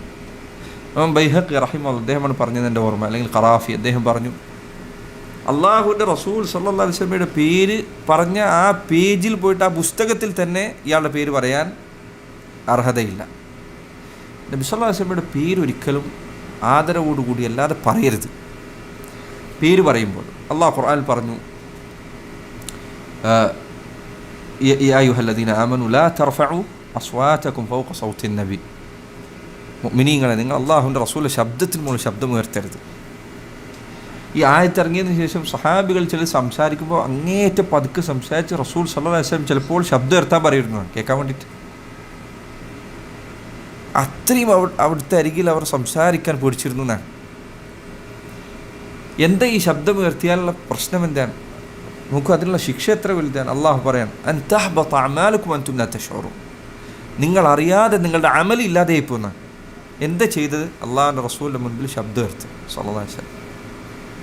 ഈ ആയത്ത് വിശദീകരിച്ചപ്പോൾ ഇബ്നുൽ ഖയ്യിം പറഞ്ഞതായി കാണാം, റസൂലുള്ളാഹി സ്വല്ലല്ലാഹു അലൈഹി വസല്ലമയുടെ ശബ്ദത്തിനേക്കാൾ ശബ്ദമുയർത്തുന്നതിന് ഇതാണ് ശിക്ഷയെങ്കിൽ, അവിടുന്ന് പറഞ്ഞ ഒരു കൽപ്പനയോട് എതിരു പറയുകയോ അവിടുന്ന് പറഞ്ഞ ഒരു കാര്യത്തോട് ബുദ്ധി കൊണ്ട് എതിര് പ്രവർത്തിക്കുകയോ ചെയ്യുന്നവൻ്റെ കാര്യം എന്തായിരിക്കും? അള്ളാഹുവിൻ്റെ റസൂലിനോട് ആദരവ് വേണം സല്ലല്ലാഹു അലൈഹി വസല്ലം. സഹാബികളുടെ ജീവിതത്തിൽ അത് നിങ്ങൾക്ക് ധാരാളം കാണാമായിരുന്നു. ജാബിർ ഇബ്നു അബ്ദുല്ലാഹ് ധരിച്ച ഹദീസിൽ കാണാം, ഒരിക്കൽ നബി സല്ലല്ലാഹു അലൈഹി വസല്ലം അവിടുന്ന് ഖുത്ബ പറഞ്ഞിരുന്നത് മസ്ജിദ് നബവിയിൽ ഒരു മരത്തടിയുടെ അടുത്ത് ചാരി നിന്നുകൊണ്ടാണ്.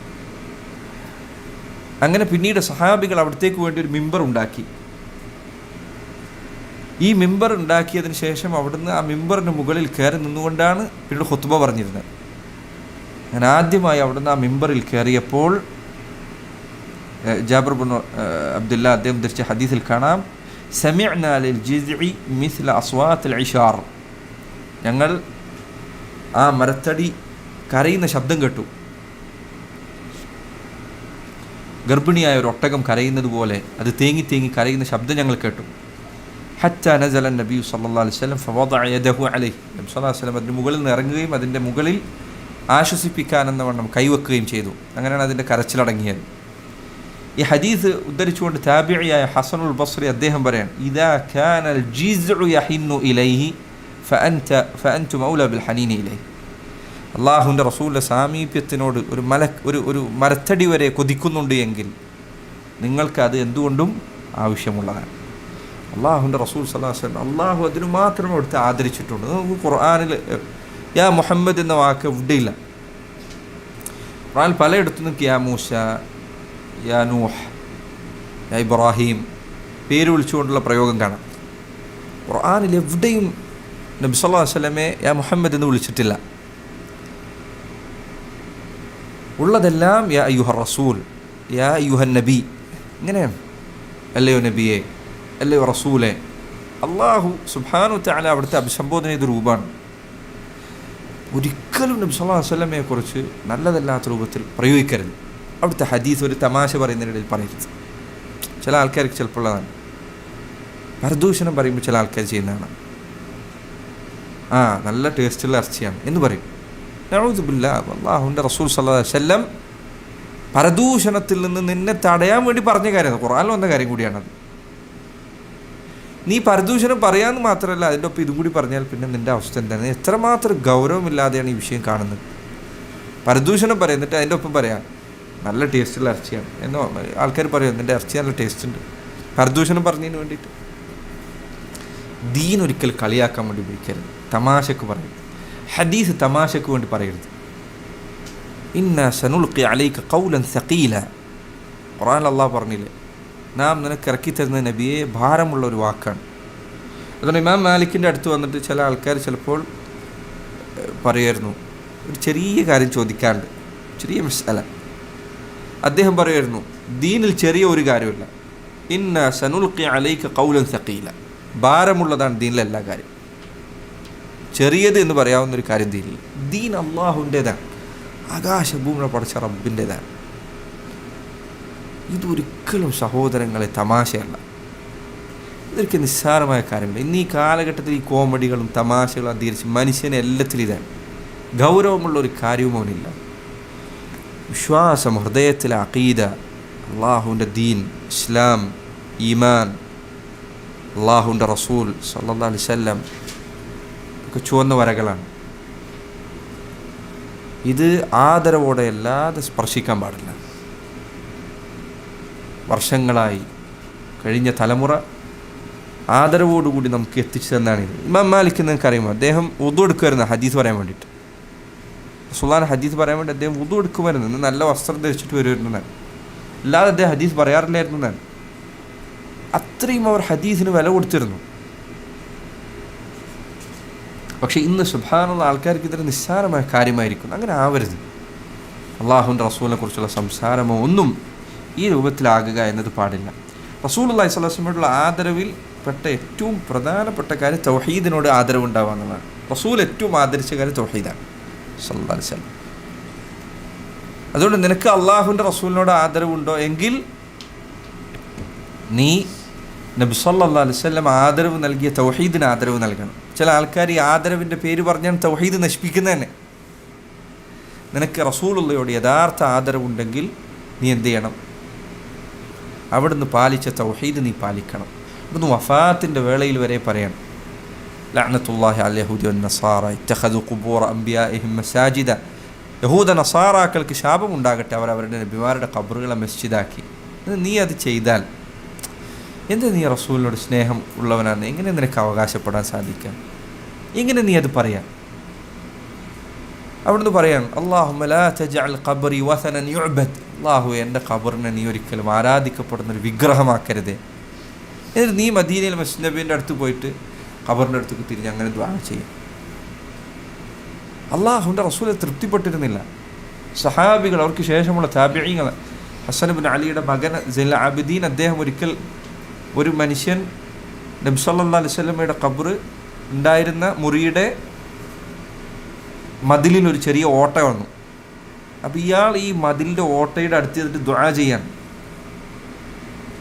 ദുആ ചെയ്യുന്ന ആരോട്? അള്ളാഹിനോടാണ്, റസൂലുള്ളാഹിനോടല്ല സല്ലല്ലാഹു അലൈഹി വസല്ലം. നബിയോടല്ല പറയുന്നത്, അള്ളാഹിനോടാണ് പറയുന്നത്. പക്ഷേ ആ ഓട്ട, അവിടെ ഒരു ഓട്ട ഉണ്ട്. അപ്പോൾ റസൂലുള്ളാഹിൻ്റെ ഖബറിൻ്റെ അടുത്ത് പോയിട്ട് ദുആ ചെയ്യാന്നുള്ള എനിക്ക് പോയിട്ട് ദുആ ചെയ്യാൻ. അപ്പോൾ അദ്ദേഹം പറഞ്ഞു, സൈനുൽ ആബിദീൻ അദ്ദേഹം പറഞ്ഞു, നീ അങ്ങനെ ചെയ്യരുത്. എന്നിട്ട് അദ്ദേഹം പറഞ്ഞ ഹദീസാണ് ഈ ഹദീസ്, അല്ലാഹുമ്മ ലാ തജഅൽ ഖബ്രി വസനൻ യുഅബദ്. അള്ളാഹുവെ, എൻ്റെ ഖബറിനെ നീ ആരാധിക്കപ്പെടുന്നൊരു വിഗ്രഹമാക്കരുത്. നിനക്ക് റസൂലുള്ളയോട് ആദരവുണ്ടോ സല്ലല്ലാഹു അലൈഹി വസല്ലം? സഹാബികൾ അവിടുത്തെ ആദരിച്ചതുപോലെ നീ ആദരിക്കുക. ഉമർ ഇബ്നുൽ ഖത്താബ് റളിയല്ലാഹു അൻഹു, ഇന്നിപ്പോൾ ചില ആൾക്കാർ കാണാം, ലാ ഹൗല വലാ ഖുവത, മസ്ജിദ് നബിയിൽ പോയി കഴിഞ്ഞാൽ കാണാം സിയാറത്തിൻ്റെ സ്ഥലത്ത് അല്ലാഹുമ്മ സ്വല്ലി വസല്ലിം എന്ന് ഒച്ചട്ട് മുദ്രാവാക്യം വിളിക്കുന്നതാണ്. ഉമർ ഇബ്നുൽ ഖത്താബ് മസ്ജിദ് നബവിയിൽ ഒരിക്കൽ രണ്ട് ആൾക്കാർ ഒച്ചയിൽ സംസാരിക്കുന്നിടപ്പോൾ വിളിച്ചിട്ട് പറഞ്ഞു, എവിടുന്നാന്ന് ചോദിച്ചു. പറഞ്ഞു, ഞങ്ങൾ യമന്നാണ്. നിങ്ങളെങ്ങാനും മദീനക്കാരായിരുന്നെങ്കിൽ എൻ്റെ വടിയുടെ വേദന നിങ്ങൾ അറിയുമായിരുന്നു. അള്ളാഹുവിൻ്റെ റസൂലിൻ്റെ മസ്ജിദ് ശബ്ദം ഉയർത്തരുത്. ചില ആൾക്കാർ അസ്സലാമു അലൈക്കും പാട്ട് പാടുന്നതാണ്. നബി സല്ലല്ലാഹു അലൈഹി വസല്ലം ജീവിച്ചിരിക്കുകയായിരുന്നെങ്കിൽ അവിടുത്തോട് സലാം പറയേണ്ട രൂപമാണിത്. പാട്ട് പാടിയിട്ട് സലാം പറയാം ഒരാളോട്? അല്ല. അവിടുന്ന് ജീവിച്ചിരിക്കുകയാണെങ്കിൽ അവിടത്തേക്ക് എങ്ങനെ സലാം പറയേണ്ടത്? ആദരവോടുകൂടി സലാം പറയും. ഖബറിൻ്റെ അടുത്ത് പോയാൽ അസ്സലാമു അലൈക യാ റസൂലല്ലാഹ്, അസ്സലാമു അലൈക യാ അബൂബക്കർ, അസ്സലാമു അലൈക യാ ഉമർ. അത് അദബിൽ പറഞ്ഞ് തിരിച്ചു പോരാ. അവിടുന്ന് അദബില്ലാത്ത കാര്യങ്ങൾ ചെയ്യരുത്. പക്ഷേ അദബ് എന്ന പേരിൽ എന്ത് ചെയ്യരുത്? നീ നിസ്കരിക്കാൻ നിൽക്കുന്ന പോലെ, അല്ലെങ്കിൽ നിസ്കരിക്കാൻ നിൽക്കുമ്പോൾ ഇല്ലാത്ത അത്ര ഖുശൂഇൽ പോയിട്ട് അവിടെ നിന്ന് കഴിഞ്ഞാലോ? അള്ളാഹിൻ്റെ മുന്നിൽ നിസ്കരിക്കുമ്പോൾ എത്ര ഖുശൂ അല്ല, ഖബറിൻ്റെ മുന്നിൽ എത്തിയാൽ എൻ്റെ കൈ വിട്ടുപോയി. അങ്ങനെ ആകരുത്. റസൂലുള്ളാഹി സ്വല്ലല്ലാഹു അലൈഹി വസല്ലമയുള്ള ആദരവ് സഹോദരങ്ങളെ നിങ്ങൾ പാലിക്കേണ്ടത് എങ്ങനെയാണ്? അവിടുത്തെ തൗഹീദിനെ ആദരിച്ചുകൊണ്ടാണ്. ഉമർ ഇബ്നുൽ ഖത്താബ് ചെയ്തതുപോലെ, അദ്ദേഹത്തെ ചരിത്രത്തിൽ പറയപ്പെട്ടതുപോലെ, ഒരിക്കൽ ഒരു യാത്രക്കിടയിൽ ചില ആളുകൾ പറഞ്ഞു, ഇതാണ് ബൈഅത്തു റിദ്വാൻ നടന്ന വൃക്ഷം. ഖുർആനിൽ പറഞ്ഞ വൃക്ഷമല്ലേ ഇത്, യുബായിഊനക തഹ്ത അശ്ശജറ എന്ന് പറഞ്ഞ ഒരു മരം. ചില ആൾക്കാർ ഇതാണ് ആ മരം എന്ന് ചിലർ പറഞ്ഞു. എന്താണ് ഉമർ ഖത്താബ് ചെയ്തത്? നബി സ്വല്ലല്ലാഹു അലൈഹി വസല്ലം ഇരുന്ന മരമല്ലേ എന്നാണോ പറഞ്ഞത്? അല്ല. അദ്ദേഹം പോയി ആ മരം അങ്ങ് പിഴുതു കളഞ്ഞു, എടുത്ത് പുറത്തേക്ക് കളഞ്ഞു. അത് ഉമർ ഇബ്നുൽ ഖത്താബിനുണ്ടായിരുന്ന ആദരവാണ് തൗഹീദിൻ്റെ ആദരവ്. ഇന്ന് ചില ആൾക്കാർ പറയുന്നതാണ് എത്രയോ സഹാബികളെ ഖബർ ഇവർ വന്നതിന് ശേഷം വഹാബികൾ പൊളിച്ചു കളഞ്ഞു, കണ്ടില്ലേ അള്ളാഹുവിൻ്റെ റസൂലിന് ആദരവില്ലാത്ത. അതാണ് ആദരവ്, പൊളിച്ചു കളഞ്ഞു എന്നുള്ളതാണ് ആദരവ്. അലി ഇബ്നു അബി താലിബിനെ റസൂൽ ഏൽപ്പിച്ച ജോലിയാണത് സല്ലല്ലാഹു അലൈഹി വസല്ലം. അവിടുന്ന് പറഞ്ഞു അലാ അബ്അസുക, അലി ഇബ്നു അബി താലിബ് തൻ്റെ സേനാനായകനോട് പറഞ്ഞ വാക്കാണ്, അലാ അബ്അസുക അലാ മാ ബഅസനി ബിഹി റസൂലുള്ളാഹി സ്വല്ലല്ലാഹു അലൈഹി വസല്ലം, അള്ളാഹിൻ്റെ റസൂൽ എന്നെ ഏൽപ്പിച്ചൊരു കാര്യം ഞാൻ നിന്നെ ഏൽപ്പിക്കട്ടെ. അല്ലാ തദഅ തിംസാലൻ ഇല്ലാ കസർതഹ വലാ ഖബ്റൻ മുശ്രിഫൻ ഇല്ലാ സവൈതഹ, ഒരു രൂപവും പൊളിച്ചു നീക്കാതെ വിടരുത്, ഒരു കെട്ടി ഉയർത്തിയ ഖബറും നിരപ്പാക്കാതെ ഒഴിവാക്കരുത്. അതാണ് തൗഹീദ്, അതാണ് റസൂൽ സല്ലല്ലാഹു അലൈഹി വസല്ലം പഠിപ്പിച്ച ദീൻ. നീ അതിലാവണം, അതിനുവേണ്ടി നിലകൊള്ളണം. അതാണ് അള്ളാഹുവിൻ്റെ റസൂലിനോടുള്ള ആദരവ് എന്ന് പറയുന്നത്. അതുപോലെ തന്നെ ഹദീസുകൾ ജനങ്ങൾക്കിടയിൽ എത്തിച്ചു കൊടുക്കുക റസൂലുള്ളാഹി സ്വല്ലല്ലാഹു അലൈഹി വസല്ലമയുടെ ആദരവിൽപ്പെട്ടതാണ്. അവിടുന്ന് അവർക്ക് വേണ്ടി ദുആ ചെയ്തിട്ടുണ്ട്, ഹദീസ് എത്തിച്ചു കൊടുക്കുന്ന ആൾക്കാർക്ക് വേണ്ടി. അവസാനത്തെ കാര്യം അത് ഞാൻ നേരത്തെ പറഞ്ഞതുകൊണ്ട് വീണ്ടും ആവർത്തിക്കുന്നില്ല, അള്ളാഹുവിൻ്റെ റസൂൽ അനുസരിക്കുകയും അവിടുത്തെ കൽപ്പനകൾക്ക് കീഴൊതുങ്ങുകയും ചെയ്യുക. നേരത്തെ ഷഹാദത്തിൻ്റെ വിശദീകരണം പറഞ്ഞപ്പോൾ ഞാനത് പറഞ്ഞിട്ടുണ്ട്. സഹോദരങ്ങളെ, അള്ളാഹുവിൻ്റെ റസൂൽ സല്ലല്ലാഹു അലൈഹി വസല്ലം അവിടുത്തോട് നമുക്ക് വലിയ ബാധ്യതയുണ്ട്. അള്ളാഹുവിനെ അറിയുക എന്നത് കഴിഞ്ഞാൽ നബി സല്ലല്ലാഹു അലൈഹി വസല്ലം അറിയുക എന്നത് നമുക്ക് അത്രമാത്രം ആവശ്യമായ കാര്യമാണ്. റസൂലുള്ളാഹി സ്വല്ലല്ലാഹു അലൈഹി വസല്ലം ചരിത്രം ഒരിക്കലെങ്കിലും ഒരു തവണയെങ്കിലും ഒരു ആവർത്തിയെങ്കിലും വായിച്ചു തീർക്കാത്ത ആൾക്കാർ നമ്മുടെ ഇടയിൽ ഉണ്ടാവാൻ പാടില്ല. ഒരു തവണയെങ്കിലും എന്തൊക്കെയാണ് അവിടുത്തെ ജീവിതത്തിലുണ്ടായത് ഞാൻ നിങ്ങൾക്ക് ഉറപ്പ് നൽകാം. അള്ളാഹുവിൻ്റെ റസൂലിൻ്റെ ജീവിതം നിങ്ങൾ വായിച്ചാൽ നിങ്ങൾക്ക് അവിടുത്തെ ഇഷ്ടപ്പെടാതിരിക്കാൻ സാധിക്കുകയില്ല. അവിടുത്തെ പോലെ ഒരാൾ വന്നിട്ടില്ല, ഇനിയൊരാൾ വരികയുമില്ല. അള്ളാഹുവിൻ്റെ റസൂൽ സല്ലല്ലാഹു അലൈഹി വസല്ലമയുടെ എത്ര മനോഹരമായ ഒരു ജീവിതം വേറെയില്ല.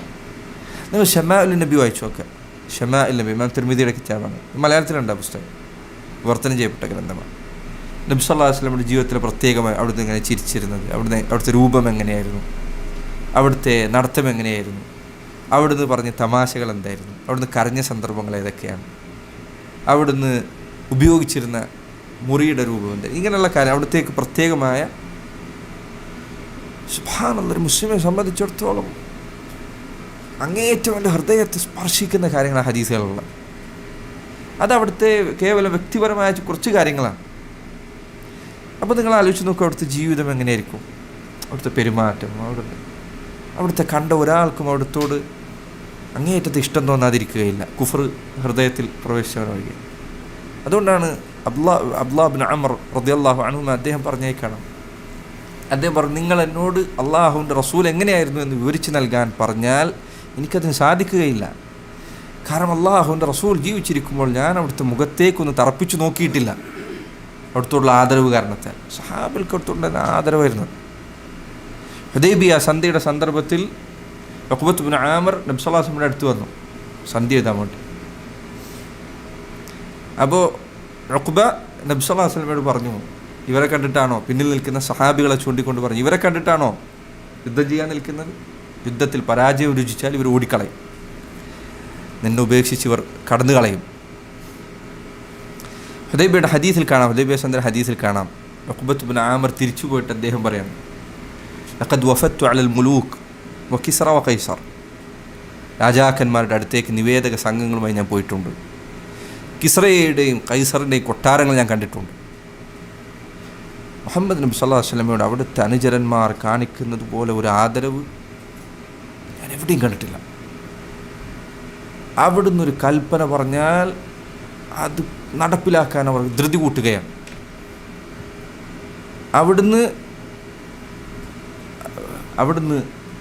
അവിടുത്തെ ഉമിനീരൊന്ന് പുറത്തേക്ക് തെറിച്ചാൽ അത് അവർ കയ്യിൽ ഏറ്റുവാങ്ങിയത് അവർ ശരീരത്തിൽ പുരട്ടുകയാണ്. ഹദീസ് വിശദീകരിച്ച പണ്ഡിതന്മാർ പറഞ്ഞേക്കാണ്, കാരണം ഉഖ്ബ നബി സല്ലല്ലാഹു അലൈഹി വസല്ലമയെ സഹാബികൾ വിട്ടേച്ചു പോകുമെന്ന് പറഞ്ഞപ്പോൾ അവരുടെ മനസ്സിൽ കൊണ്ടുവന്നത്. അപ്പോൾ അവർ ഉഖ്ബയെ ബോധ്യപ്പെടുത്താണ് ഞങ്ങൾ എങ്ങനെയാണ് റസൂലിനെ ബഹുമാനിക്കുന്നത് എന്ന്. ഉഖ്ബയെ അവർ കാണിച്ചു കൊടുക്കുകയാണ്, ഞങ്ങൾ ഇങ്ങനെയാണ് അള്ളാഹുവിൻ്റെ റസൂലിനെ ബഹുമാനിക്കുന്നത്, അവിടുത്തെ ഒരു ഉമിനീര് താഴെ വീഴാൻ ഞങ്ങൾ സമ്മതിക്കില്ല. അവിടുന്ന് വുദൂ ചെയ്താൽ ആ വുദൂവിൻ്റെ വെള്ളത്തിന് വേണ്ടി അവർ മത്സരിക്കുകയാണ്. അങ്ങനെയാണ് സഹാബികൾ റസൂലുള്ളാഹിയെ സ്നേഹിച്ചത് സല്ലല്ലാഹു അലൈഹി വസല്ലം. അവർക്ക് അത്രമാത്രം പ്രിയപ്പെട്ടവരായിരുന്നു. അവിടുത്തെ വഫാത്തിൻ്റെ ഹദീസുകൾ നോക്കൂ. സഹാബികൾ പറയാം, അനസ് ഇബ്നു മാലിക് പറയാം, ഞാൻ മദീനയിൽ അള്ളാഹുവിൻ്റെ റസൂൽ ഹിജറ ചെയ്തു വരുന്ന ദിവസം വന്നിട്ട് ഞാൻ കണ്ടിട്ടുണ്ട്. അതുപോലെ പ്രകാശം നിറഞ്ഞ് വെളിച്ചം നിറഞ്ഞൊരു ദിവസം ഞാൻ വേറെ കണ്ടിട്ടില്ല. മദീനയിലേക്ക് റസൂൽ വന്നെത്തുന്ന ദിവസം സഹാബികൾ വീടിൻ്റെ മുകളിലൊക്കെ കയറി നിന്ന് ദൂരെ നിന്ന് അവിടുത്തെ കാണാൻ വേണ്ടി കാത്തിരുന്നു. അള്ളാഹുവിൻ്റെ റസൂൽ വന്നെത്തുന്ന സന്ദർഭത്തിൽ അവിടുത്തെ കാണാൻ വേണ്ടി കാത്തിരുന്ന സമയം അള്ളാഹുവിൻ്റെ റസൂൽ വഫാത്തായ ദിവസവും ഞാൻ മദീനയിലുണ്ട്. അതുപോലെ കാളിമ പടർന്ന ഒരു ദിവസം ഞാൻ മദീനയിൽ വരെ കണ്ടിട്ടില്ല. അങ്ങനെ സഹാബികൾക്ക് അവിടുന്ന് പ്രിയപ്പെട്ടവരായിരുന്നു. അള്ളാഹുവിൻ്റെ റസൂൽ സ്വല്ലല്ലാഹു അലൈഹി വസല്ലം അവിടുത്തേക്ക് അവർക്ക് എല്ലാമായിരുന്നു. ഉഹദ് നോക്കൂ നിങ്ങൾ, എങ്ങനെയാണ് തൽഹ റളിയല്ലാഹു അൻഹു റസൂലുള്ളാഹിയെ പ്രതിരോധിച്ചത് എന്ന് നോക്കൂ. അവിടുന്ന് തല ഉയർത്തുമ്പോൾ തൽഹ പറയണം, ശരീരത്തിൽ അമ്പുകൾ ഏറ്റുവാങ്ങിക്കൊണ്ട് റസൂലുള്ളാഹി സ്വല്ലല്ലാഹു അലൈഹി വസല്ലം മറച്ചു പിടിച്ചുകൊണ്ട് തൽഹ ശരീരത്തിൽ അമ്പുകൾ ഏറ്റുവാങ്ങി. റസൂലുള്ളാഹി സ്വല്ലല്ലാഹു അലൈഹി വസല്ലം തല ഉയർത്തുമ്പോൾ തൽഹ പറയാൻ, നബിയെ തല ഉയർത്തരുത്, അവർ താങ്കളെ കാണും. സഹാബികൾക്ക് അള്ളാഹുവിൻ്റെ റസൂലിനോടുണ്ടായിരുന്ന ബഹുമാനം, സുബ്ഹാനല്ലാഹ്. സഹോദരങ്ങളെ, നമ്മൾ ഇത്രയും കാലം ഇപ്പുറത്തേക്കെത്തി. തിന്മകളും ഹറാമുകളും വ്യാപിച്ചൊരു കാലഘട്ടത്തിലാണ്. അള്ളാഹുവിൻ്റെ റസൂലിനെ പരിഹസിക്കുന്ന ആളുകൾ വ്യാപിച്ചൊരു കാലഘട്ടത്തിലാണ്. ആളുകൾ ചിലർക്കെങ്കിലും ഇതൊക്കെ കേട്ടിട്ട് മനസ്സ് മടുത്തിട്ടുണ്ട്. മുസ്ലിമീങ്ങളുടെ ഹൃദയങ്ങൾ ചിലതെങ്കിലും ചത്തുപോയതുപോലെയാണ്. എന്തു കേൾക്കുന്നതും അവർക്കൊരു പ്രയാസമില്ലാതെ ഇരിക്കുന്നു. എന്നിട്ട് ഇത് പോയിട്ട് കേൾക്കുക, ഇത് പോയിട്ട് നിനക്കറിയാം അള്ളാഹുവിൻ്റെ റസൂലിനെ പരിഹസിക്കുന്ന ആളുകൾ ഇതുകൊണ്ട് പണം ഉണ്ടാക്കാൻ വേണ്ടിയിട്ടാണ് ഇത് ചെയ്യുന്നത് എന്ന് നിനക്കറിയാം. ഇത് നീ പോയിട്ട് ഇത് എന്തിനാണ് കാണുന്നത്? എന്തിനാണ് നീ ഇത് പോയിട്ട് കാണുന്നത്? മുസ്ലിങ്ങളായ ആൾക്കാരന് ഇതിൻ്റെ അടിയിൽ പോയിട്ട് കമൻറ്റ് ചെയ്യും. നിനക്ക് ഇത്ര ബുദ്ധിയില്ലേ? ഇത്ര നിനക്ക് വിവേകമില്ലേ? ഇത് പോയിട്ട് കാണുന്നത്, നീ കാണുന്നതനുസരിച്ച് ഇവന് പൈസ കിട്ടിക്കൊണ്ടിരിക്കുക, നീ കാണുന്നതനുസരിച്ച് ഇത് കൂടുതൽ ആൾക്കാർ കണ്ടുകൊണ്ടിരിക്കുകയാണ്. എന്നിട്ട് അള്ളാഹുവിൻ്റെ റസൂലിനെ പരിഹസിക്കുകയും ചീത്ത പറയുകയും കളിയാക്കുകയും ചെയ്യുന്ന ആളുകളുടെ പിറകിൽ അത് പോയിട്ട് കാണുക, അത് പോയിട്ട് കേൾക്കുക. സഹോദരങ്ങളെ, അള്ളാഹുവിൻ്റെ റസൂലിനോട് നമുക്ക് വലിയ ബാധ്യതയുണ്ട്. അത്തരം ആളുകളോട് ചേർന്നിരിക്കുക, അവരോട് തമാശ പറയരോടും. ആളുകൾ എന്നിട്ട് ഇതിലേക്ക് തമാശ പറയുന്നത് കാണാം. അല്ലെങ്കിൽ ഇത്തരം ആളുകളെ പുറത്തു വെച്ച് കണ്ടാൽ പ്രതിപക്ഷ ബഹുമാനം എന്ന് പറഞ്ഞിട്ട് അവരോടൊപ്പം ചിരിച്ച് നിൽക്കുക, അവരെ ഒപ്പം ഫോട്ടോ എടുക്കുക, അല്ലെങ്കിൽ അവരായിട്ട്. ഒരു മുസ്ലിമിന് ഇത് അനുയോജ്യമല്ല. ഞാൻ ഈ അടുത്ത് കണ്ടു, സുബ്ഹാനല്ലാഹ്, നല്ല താടി വെച്ച ആൾക്കാർ. എനിക്ക് തോന്നുന്നു ചിലപ്പോൾ അള്ളാഹു അല്ല രാത്രി നിസ്കരിക്കുക വരെ ചെയ്യുന്നുണ്ടാവും. മലപ്പുറത്ത് നിരീശ്വരവാദം പ്രചരിപ്പിക്കാൻ പണ്ടുകാലം മുതലേ പണിയെടുത്ത് തുടങ്ങിയ ഒരുത്തൻ, അവനായിട്ട് രണ്ട് ഭാഗത്തു നിന്ന് നല്ല താടി വെച്ച രണ്ട് ആൾക്കാർ ഫോട്ടോ എടുത്തിട്ട് ഞങ്ങൾ ഇന്നാളെ ഈ മാഷ ഇന്ന് കണ്ടതാണ്. എങ്ങനെ നിനക്കിത് സാധിക്കുന്നത്? എങ്ങനെയാണ് നിനക്കിത് പറ്റുന്നത്? നിൻ്റെ വാപ്പാനെ ചീത്ത വിളിച്ചൊരുത്തനാണെങ്കിൽ അവൻ്റെ ഒപ്പം പോയിട്ട് ഇങ്ങനെ നിൽക്കുക നിനക്ക് പറ്റുമോ? എനിക്കറിയില്ല, എനിക്ക് എങ്ങനെയാണ് മനസ്സിലാവുന്നില്ല. ആൾക്കാർ പറയും ഇതൊരു പ്രതിപക്ഷ ബഹുമാനത്തിൻ്റെ ബഹുമാനം. അതെൻ്റെ സ്വന്തം ബാപ്പാനെ നിന്നെ ചീത്ത വിളിച്ചാൽ വണ്ടിമേലൊന്ന് ചെറിയായി വർദ്ധി കഴിഞ്ഞാൽ നാട്ടിൽ എന്തൊക്കെ കുഴപ്പമുണ്ടാക്കുന്ന ആൾക്കാരാണ് നമ്മുടെ നാട്ടിലുള്ളത്. എന്തൊക്കെ പ്രശ്നങ്ങൾ. അള്ളാഹുവിൻ്റെ റസൂലിനെ ചീത്ത വിളിക്കുന്ന ആൾക്കാരായിട്ട് നിനക്ക് എങ്ങനെയാണ് ചിരിക്കാൻ പറ്റുന്നത്? നിനക്ക് എങ്ങനെയാണ് അവരോട് മമതയുണ്ടാകുന്നത്? അല്ലെങ്കിൽ അവരോട് അതെ, തെറ്റിദ്ധാരണ കൊണ്ട് ആകപ്പെട്ട ആൾക്കാരാണെങ്കിൽ അവർക്ക് പറഞ്ഞു കൊടുക്കുക, പക്ഷെ ഇത് തെറ്റിദ്ധാരണയല്ല എന്ന് നിനക്ക് ബോധ്യമുണ്ട്. എന്നിട്ട് ഈ ആളുകളായിട്ട് സഹോദരങ്ങളെ, ഈ കാലഘട്ടത്തിൽ അള്ളാഹുവിൻ്റെ റസൂലിനെ ആക്ഷേപിക്കുന്നത് കേട്ടുകൊണ്ട് നിൽക്കേണ്ടി വരുന്നു എന്നത് തന്നെ വലിയൊരു വിപത്താണ്. ഇത് കേട്ടിട്ട് നിൽക്കേണ്ടി വരാന്നുള്ളത്, അള്ളാഹുവിൻ്റെ റസൂലിനെ ഇങ്ങനെ ചീത്ത പറയുന്ന ആൾക്കാരെ കേട്ട് നിൽക്കുക എന്നുള്ളത്, ഒന്നും ചെയ്യാൻ പറ്റാതെ നിൽക്കേണ്ടി വരിക എന്നത് വല്ലാത്തൊരു നിസ്സഹായ അവസ്ഥയാണ്. നമുക്ക് ആകെ ചെയ്യാൻ പറ്റുന്നത് റസൂലുള്ളാഹിന്റെ ജീവിതം വിശദീകരിച്ചു കൊടുക്കാനുള്ള. നമ്മുടെ നാട്ടിൽ അതേ പറ്റുള്ളൂ. അത് നിങ്ങൾ അതിനു മാത്രം ചെയ്യണം. അള്ളാഹുവിൻ്റെ റസൂൽ ഹദീസുകൾ വിവരിച്ചു കൊടുക്കുക, നബി സല്ലല്ലാഹു അലൈഹി വസല്ലമയുടെ ജീവിതം പഠിപ്പിക്കുക, ആ വിഷയത്തിലുള്ള കാര്യങ്ങൾ പ്രചരിപ്പിക്കുക, ആൾക്കാർക്കിടയിൽ അവർ എത്രയും അത് ഇരട്ടി ചെയ്യും. അള്ളാഹുവിൻ്റെ റസൂൽ സല്ലല്ലാഹു അലൈഹി വസല്ലം ഇബ്നുൽ ഖയ്യിം അദ്ദേഹം പറഞ്ഞ പോലെ 2 ഹൗദുകൾ നബി സല്ലല്ലാഹു അലൈഹി വസല്ലമക്കുണ്ട്. 2 ഹൗദുണ്ട്. ഒന്ന് അവിടുത്തെ സുന്നത്തിൻ്റെ ഹൗദാണ്, അവിടുത്തെ സുന്നത്ത് ആകുന്ന ഹൗദാണ്. അത് ഈ ദുനിയാവിലുണ്ട്. അതിന്ന് വേണ്ടുവോളം കുടിക്കുക. അതിൽ നിന്ന് നീ എത്ര കുടിച്ചോ അത്രയും നിനക്ക് നാളെ പരലോകത്ത് റസൂലുള്ളാഹി സ്വല്ലല്ലാഹു അലൈഹി വസല്ലമയുടെ ഹൗദിൽ നിന്ന് കുടിക്കാൻ സാധിക്കും. അല്ലാഹു സുബ്ഹാനഹു വ തആല അള്ളാഹുവിൻ്റെ റസൂൽ സല്ലല്ലാഹു അലൈഹി വസല്ലമയോടുള്ള കടമകളും ബാധ്യതകളും നിറവേറ്റുന്നവരിൽ നമ്മൾ ഉൾപ്പെടുത്തുമാറാകട്ടെ. اللهم إنا نسألك مرافقة نبيك في الجنة صلى الله عليه وسلم. اللهم إنا نسألك مرافقة نبيك في الجنة. اللهم إنا نسألك مرافقة نبيك في الجنة. اللهم إنا نسألك من خير ما سألك عبدك ونبيك، ونعوذ بك من شر ما عاد منه عبدك ونبيك. اللهم إنا نسألك الجنة وما قرب إليها من قول أو عمل، ونعوذ بك من النار وما قرب إليها من قول أو عمل. اللهم إنا نعوذ بك أن نشرك بك ونحن نعلم، ونستغفرك لما لا نعلم. اللهم إنا نعوذ بك من جهد البلاء ودرك الشقاء وسوء القضاء وشماتة الأعداء. اللهم إنا نعوذ بك من منكرات الأخلاق والأعمال والأهواء. اللهم إنا نعوذ بك من منكرات الأخلاق والأعمال والأهواء. اللهم إنا نعوذ بك من منكرات الأخلاق والأعمال والأهواء. اللهم اهدنا لأحسن الأخلاق، لا يهدي لأحسنها إلا أنت، واصرف عنا سيئها، لا يصرف عنا سيئها إلا أنت. اللهم علمنا ما ينفعنا، وانفعنا بما علمتنا، وزدنا علما. اللهم إنا نسألك علما نافعا ورزقا طيبا وعملا متقبلا. اللهم أدخلنا الجنة وأجرنا من النار. اللهم إنا نسألك الجنة ونعوذ بك من النار. اللهم إنا نسألك الجنة ونعوذ بك من النار. اللهم إنا نسألك الجنة ونعوذ بك من النار. صلى الله وسلم وبارك على نبينا محمد وعلى آله وصحبه وسلم. سبحانك اللهم وبحمدك، أشهد أن لا إله إلا أنت، أستغفرك وأتوب إليك.